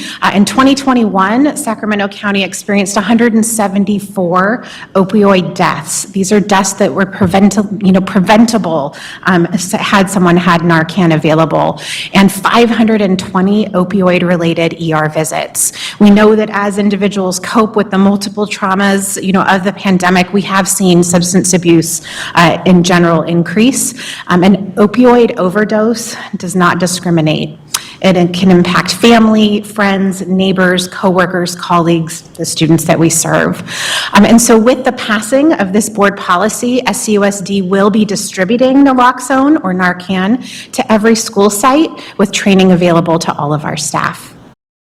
And then on the other side of the revision, there's some language around the guidance for student use of medicinal cannabis. So per health and safety code, a parent or a guardian may come to the school site and administer medicinal cannabis, excluding a smokable or vapable form, to a student at a school site during the day. This decision, there's some structures around this though. This decision to allow administration must include a written recommendation from a medical provider, be made by a 504 or an IEP team in consultation with SUSD Health Services Department. And again, this is really about ensuring that us as a district, that we are able to support a student's medical treatment plan so that they may really access their education. And I believe that is it for me. Thank you so much for this presentation. Do we have any public comment on the item? We do not. Opening up to my colleagues. Okay. Okay, go ahead.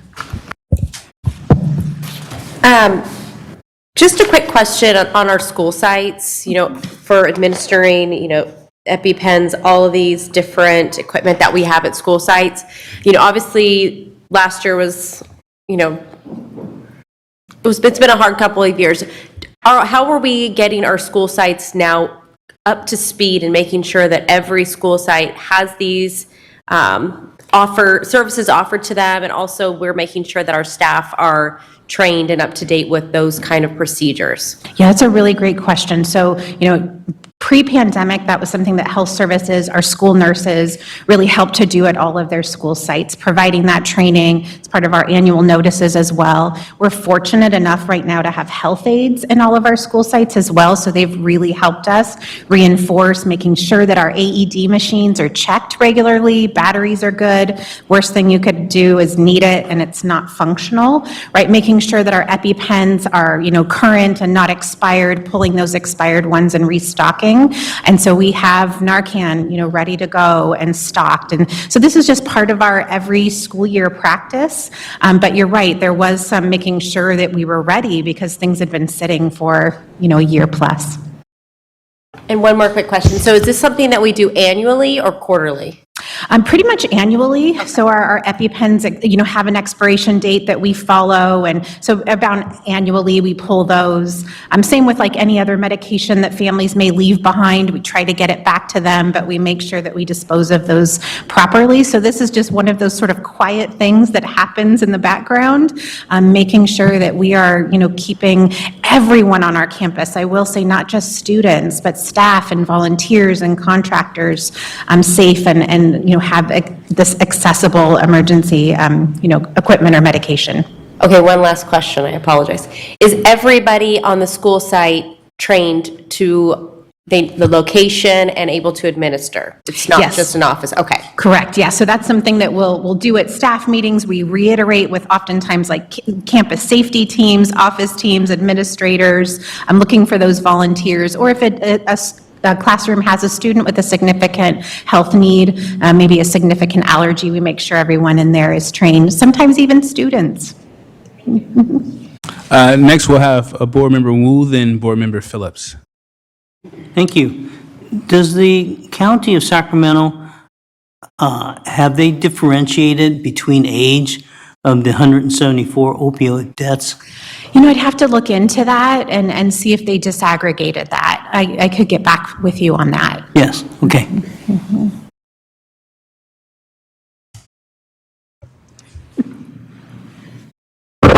Just asking regarding medicinal cannabis.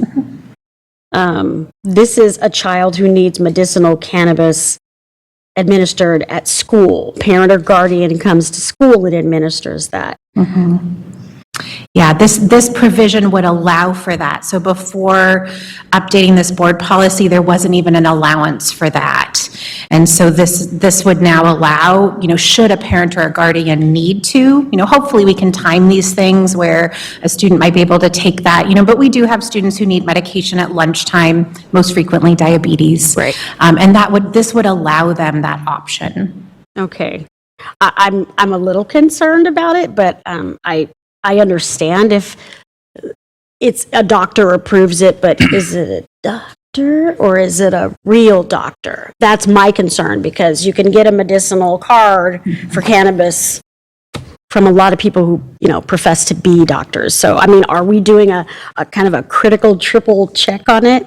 Yes, so that's part of that doctor recommendation. Our nurses regularly talk to doctors' offices, checking medical orders and making sure that we're understanding what they note down. And so in this case, that would be similar. There is a specific medication that we're seeing, it's an anti-seizure medication that is CBD-based, that has been really successful for some, and we just want to make sure we're removing any barrier, possible, especially if it really does contribute to the health and well-being of our student. So far, we haven't really had this come up, but we know that that's becoming more common treatment.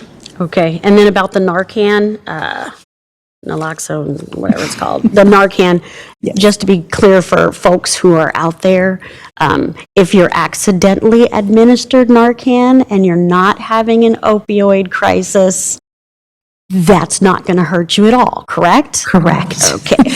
Same with an EpiPen, right? There's no adverse effect, and we'll do our best to, make sure that those are signs and symptoms that are consistent. That's part of that training, but you're correct, it cannot do any harm. Okay, thank you. Thank you, Member Phillips. This was a first reading, and so I believe it will be coming back to our board for approval later on. Thank you for your time. We're going to move on to 9.4, approve board policy 4040, employee use of technology. Good evening, members of the board and Superintendent Aguilar. Tonight, I'm bringing to you 3 board policy updates, and this is the second reading on all these, so it's an action item.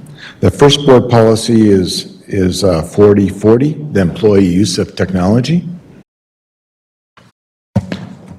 And this was last updated in 2002, so it's a very old policy. It doesn't even mention internet or any of those kind of things. It just talks about voicemail and electronic networks and email, and that's about it. So this really needs to get updated.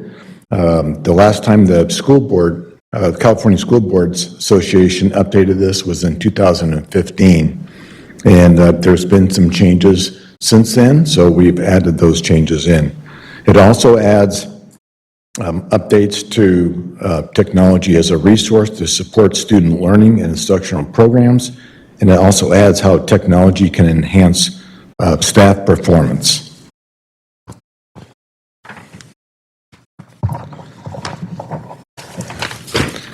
And it also updates what constitute district technology.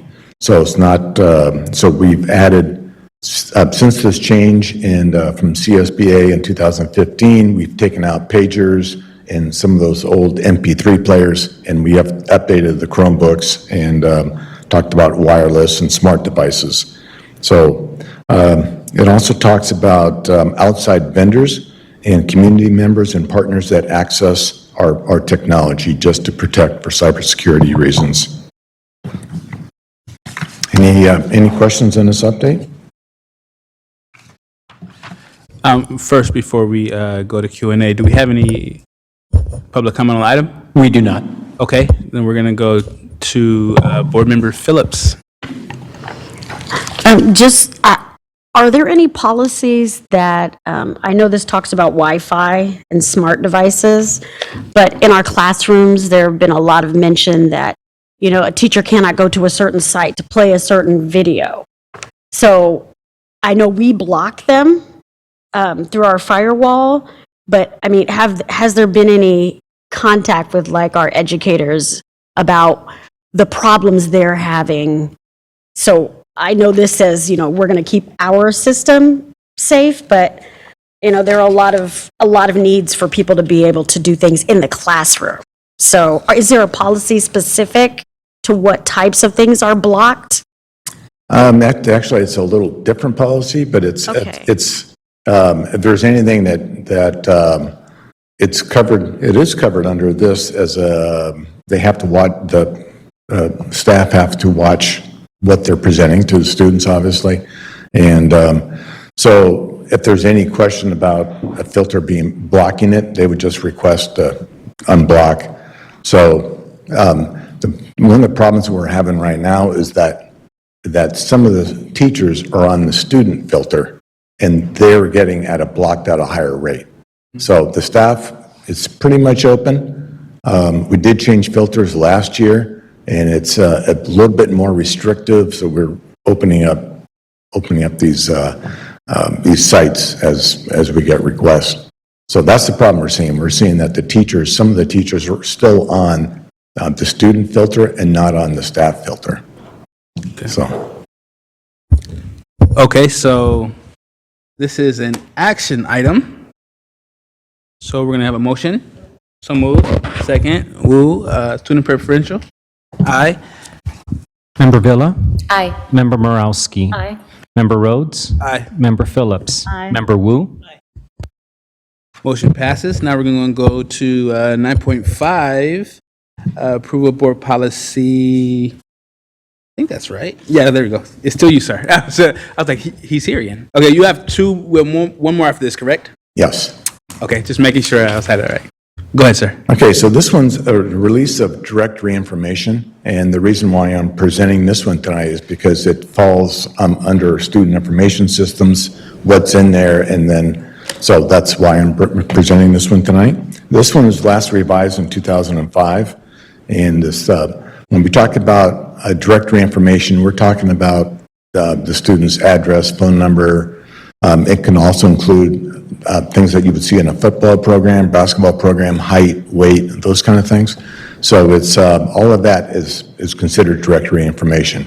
And so parents do not want that to be out there. They can withdraw that permission, and there's a form to do that.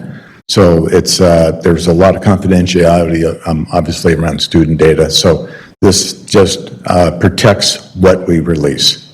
So, and it also updates the policy and cross-references for this. Now, who has access to this? Well, representatives of schools and colleges, the military has access, offices of public officials for awards, the news media, nonprofit. So we get these requests. So there's general information that we can release, and everything else outside of what the admin regulation would state is restricted. So, so like I mentioned, so parents and guardians can limit what's released, and they can also extend that release if they put a request in. So. Okay, do we have any public comment on this item? We do not. Colleagues? See, okay, Member Wu? Is this an opt-in or opt-out for the parents? This is opt-out. Yes. Thank you. Okay, so do we have a motion to move forward? Motion, so moved by Member Morowski, seconded by Member Wu. Did you have any? Student preferential, I apologize. Member Villa? Aye. Member Morowski? Aye. Member Rhodes? Aye. Member Phillips? Aye. Member Wu? Okay, moving on to 9.6, Board Policy 6163.4, Student Use of Technology. Mr. Lyons. Okay, the student use of technology, this one was last updated in 2018. And what I'm trying to do is just make sure that we're synced up with the staff use, because this current policy also mentions MP3 players in its current state, talks about pagers, PDAs. So we deleted those, added Chromebooks, and just tweaked it to match the staff policy here. So just like the staff policy, the CSBA last updated this in 2015. Oops, I guess I should be flipping these slides here. And also updates the policy and cross-references. Thank you, sir. Do we have any public comment on this item? No, we do not. Colleagues? Oh, well, we have Member Wu. No, that's from last time? All right. So moved. Second. Villa and Morowski. Student preferential? Member Villa? Aye. Member Morowski? Aye. Member Rhodes? Aye. Member Phillips? Aye. Member Wu? Thank you so much, sir. Now moving to 10.1, SCTA, they did theirs earlier, by Brother Hassan. Do we have SCIU here? Do we have TCS? Okay, Teamsters? UPE? Okay, we're going to go to item 10.2, District Advisory Committees. The Community Advisory Committee. Do we have anyone? Okay. District English Language Advisory Committee. Okay. Our LCAP Committee. Okay. Student Advisory Committee. Okay, nothing to update. African American Advisory Board. All right, well, this leads us to 10.3, Superintendent's Report. Thank you, Acting President Rhodes. I want to first say good evening to everyone. I know that we didn't have an open session last week, and we just want to thank everyone for your patience in having us consolidate two agendas into one board meeting this evening, and we're doing our best to move right through this as quickly as we can, but of course, with a lot of thoughtfulness. I want to just say that as we enter the second and third week of school for this academic year, of course, we are still excited. I was at Pacific Elementary today, still seeing a lot of smiles among our students and families and staff, of course, for the beginning of this academic school year. There's so much energy among our students and our families and our staff, of course. I do know that while I wasn't able to be there on the first day of school at Alger Creek, they were greeted by our new district mascot, Crispin, who was born out of a pre-COVID idea and designed by one of our staff members, Ms. Martine Kruger, who's a specialist in our risk management department, who felt that we needed to have a friendly face to welcome students and families. And I know that Crispin has been very busy and active, and expect to see Crispin with our families on Saturday, probably at Alder Creek as well. But as you know, board members and community, our return to school occurred during a record-breaking heat wave, and at Pacific, I did everything I could to thank as many of our staff, our cafeteria and nutrition services employees who worked under very intense conditions in our cafeterias where our ovens are on, and we had a heat wave, of course, and did everything that we could. I want to, of course, just appreciate and thank all of our staff who did their best during last week as we did everything we could to keep our students safe and cool. Just really quickly, we have approximately 6,000 air conditioning units throughout our district, and unfortunately, a few of them did experience some mechanical problems. But again, our staff, our facilities team worked tirelessly to address the cooling needs of our classrooms during this emergency, and I want to commend them for their dedication and effort. They secured both parts and installed them. I asked our team to save just, who knows, for historical reasons. Hopefully, we don't experience this again in a long time. There were parts that literally melted from units at CK McClatchy, the chiller unit, because it's an older facility. I've not yet seen, I've seen pictures of it, but it literally just melted. And I know that it was very inconvenient for our students and staff for the time period that it took for us to replace that part.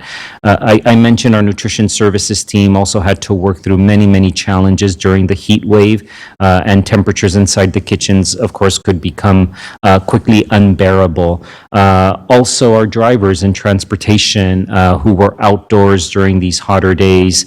As you can imagine, keeping a bus cool can be very tough because you're opening and you're closing doors, and there's windows throughout the entire unit, of course, and so we did everything that we could to make sure that our students stayed safe as well. There are so many staff members, board members that I can continue to mention who just really worked tirelessly all of last week, and we can't thank them enough, and certainly appreciate all that they do.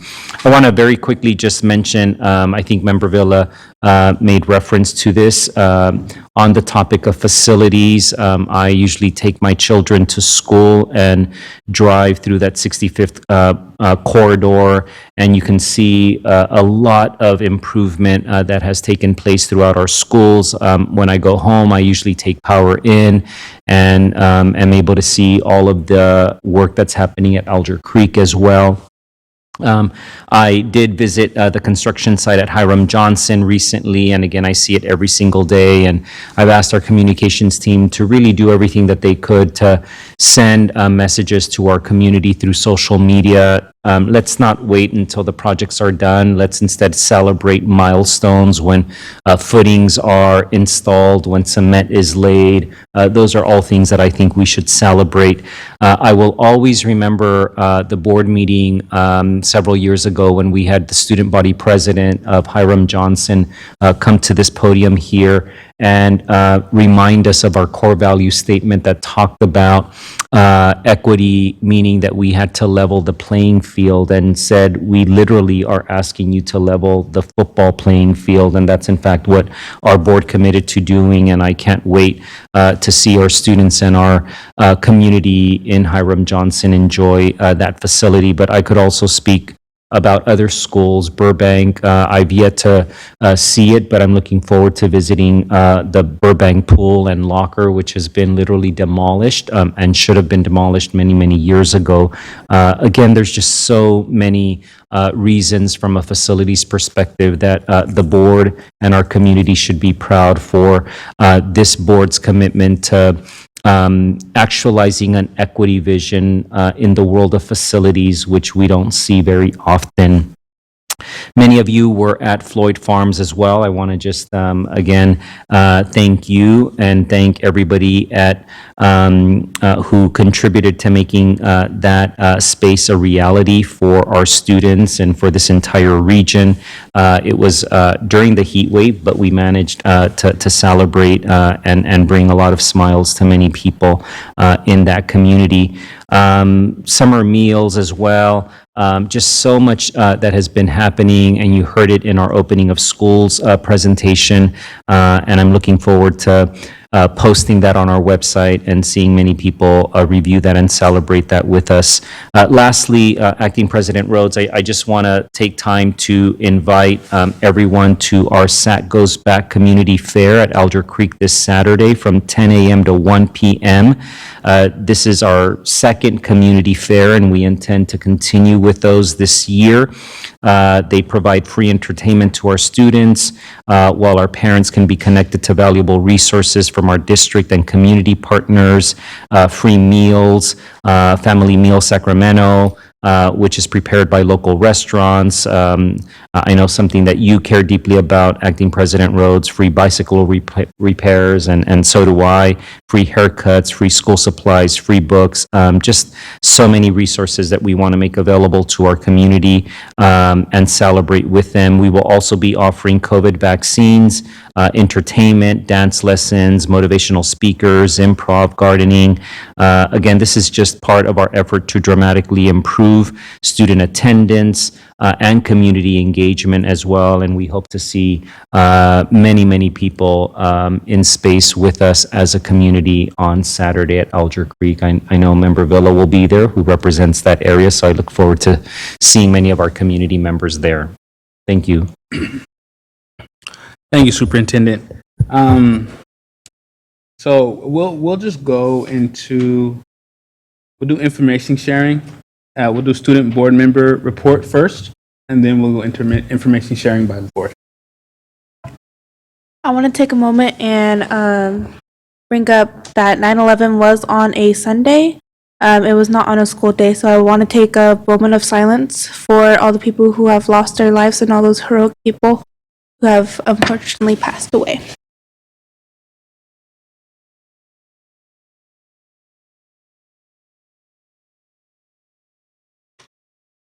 Thank you. Thank you so much for that.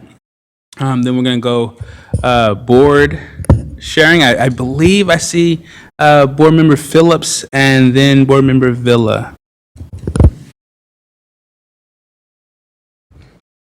It was a hot August. I had the pleasure of participating in the Health Education Council's SAC Youth Works cohort graduation. It's a program for underserved individuals, I think between, 18 and 19. It's on here somewhere. But the stories that I heard from these young people who went through a crash course in, I think, 10 days to learn construction skills, safety, how to build scaffolds. They all got their white hats and they got their vests.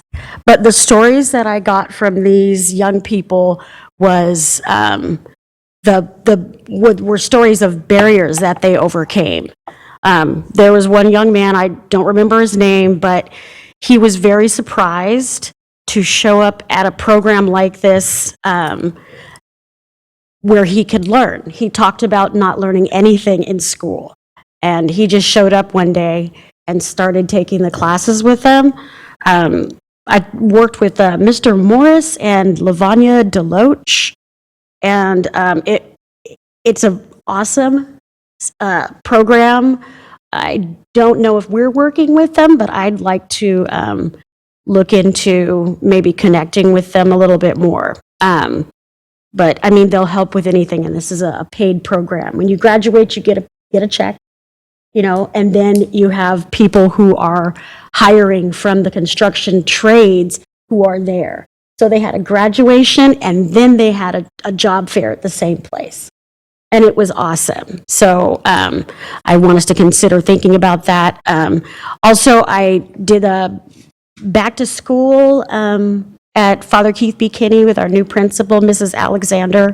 We had a really good turnout. We had free backpacks. We had snow cones. It was really good to see my community out visiting a school.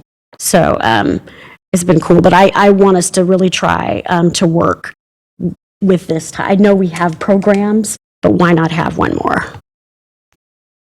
Thank you, Member Phillips. Member Villa. Just a few short items. Again, as Superintendent had mentioned, going around to the first day of school, seeing all of the site construction has been just amazing to see. Elder Creek, Superintendent and I went to a few schools and visited them together on the first day, but just every principal, office staff, students. I got to go into a lot of classrooms and talk to a lot of teachers. Specifically at New Joseph, we have Teacher of the Year. He was very excited to show us his video, and he told us about how he had won with his family and watching it on TV. So that was exciting, great first day. I'm really excited for all the work that's happening in our schools. Again, the kids are really excited. Obviously, Elder Creek, thank you for mentioning that. I'm very excited. We have 19 artists that will be painting murals throughout the school. It's going to completely transform that corridor of Power Inn by Elder Creek. So many people drive past that, bike past that. There's also a great farmer's market across the street, which the community, if you ever drive down that on the street on the weekends, it's packed. So I'm really excited that we get to actually have art by local artists at that school site. And I'm sure Trustee Rhodes will mention this as well, but tomorrow's 916 Day, and there's some great events happening in the city. So many tree plantings, so if you go online, look that up. It's a great day in our city, and I'm excited what we're going to be able to do this weekend. 100%. Seeing no other of my colleagues, obviously, 916 Day. We're kicking 916 Day off. The city's kicking 916 Day off, actually, at New Tech at Argonaut Park. We're doing a tree planting tomorrow at 7 a.m. 7 a.m. If you guys want to get up and come plant some trees over at New Tech, we'll be there at 7 a.m. planting trees with students, families, staff. We'll be all out there to kick off 916 Day in a big way. Also, tomorrow night, we have Burbank versus Grant High School at Burbank, Southside Pride. And I'm not going to jinx anybody, so I'm not going to say anything about winning or losing, but I know where my heart's at, and I hope that you guys send love and all of the encouragement to our Burbank football team and the families that are out tomorrow. I hope to see you guys out there. It's going to be packed, and it's going to be a good time. And then also on Sunday, we have Franklin Boulevard Back to the Boulevard Black Party community event. It's going to have a lot of local electeds out. We're going to be having a parade up and down the boulevard, but then also connecting with our community members. And I invite my colleagues to also come out so that we can connect with our families and friends in celebration. This is also in celebration of Mexican independence. And so we'll have all the lowriders, great food, great community, and it's always a good event to be at. And other than that, seeing that we have no more members, we're going to move on to our consent agenda and approving all items of the consent agenda. Yes, on all open session items. Okay. And then motion, second. Superintendent. Yes, Member Villa. Aye. Member Morowski. Aye. Member Rhodes. Aye. Member Phillips. Aye. Member Wu. Okay, and then business and financial information reports. Anybody come up for that? Rose? No, we're good? We're good? Okay, and future board meetings, item 13, October 6th at 4:30 p.m. Is closed session, 6:30 open session here at the Cerner Center, and October 13th, 4:30 p.m. closed session, 6:30 p.m. open session, and we will move to adjourn. So moved. That's all, folks. Nice job, Mr. Chase. 9:56. 9:56, guys. We're calling this Board of Education meeting for Sacramento Unified School District to order. Can we call roll? Member Villa? Here. Member Rhodes? Present. Member Phillips? Member Wu? Thank you very much. Do we have any public comments for closed session items? Okay, thank you very much. We'll adjourn into closed session.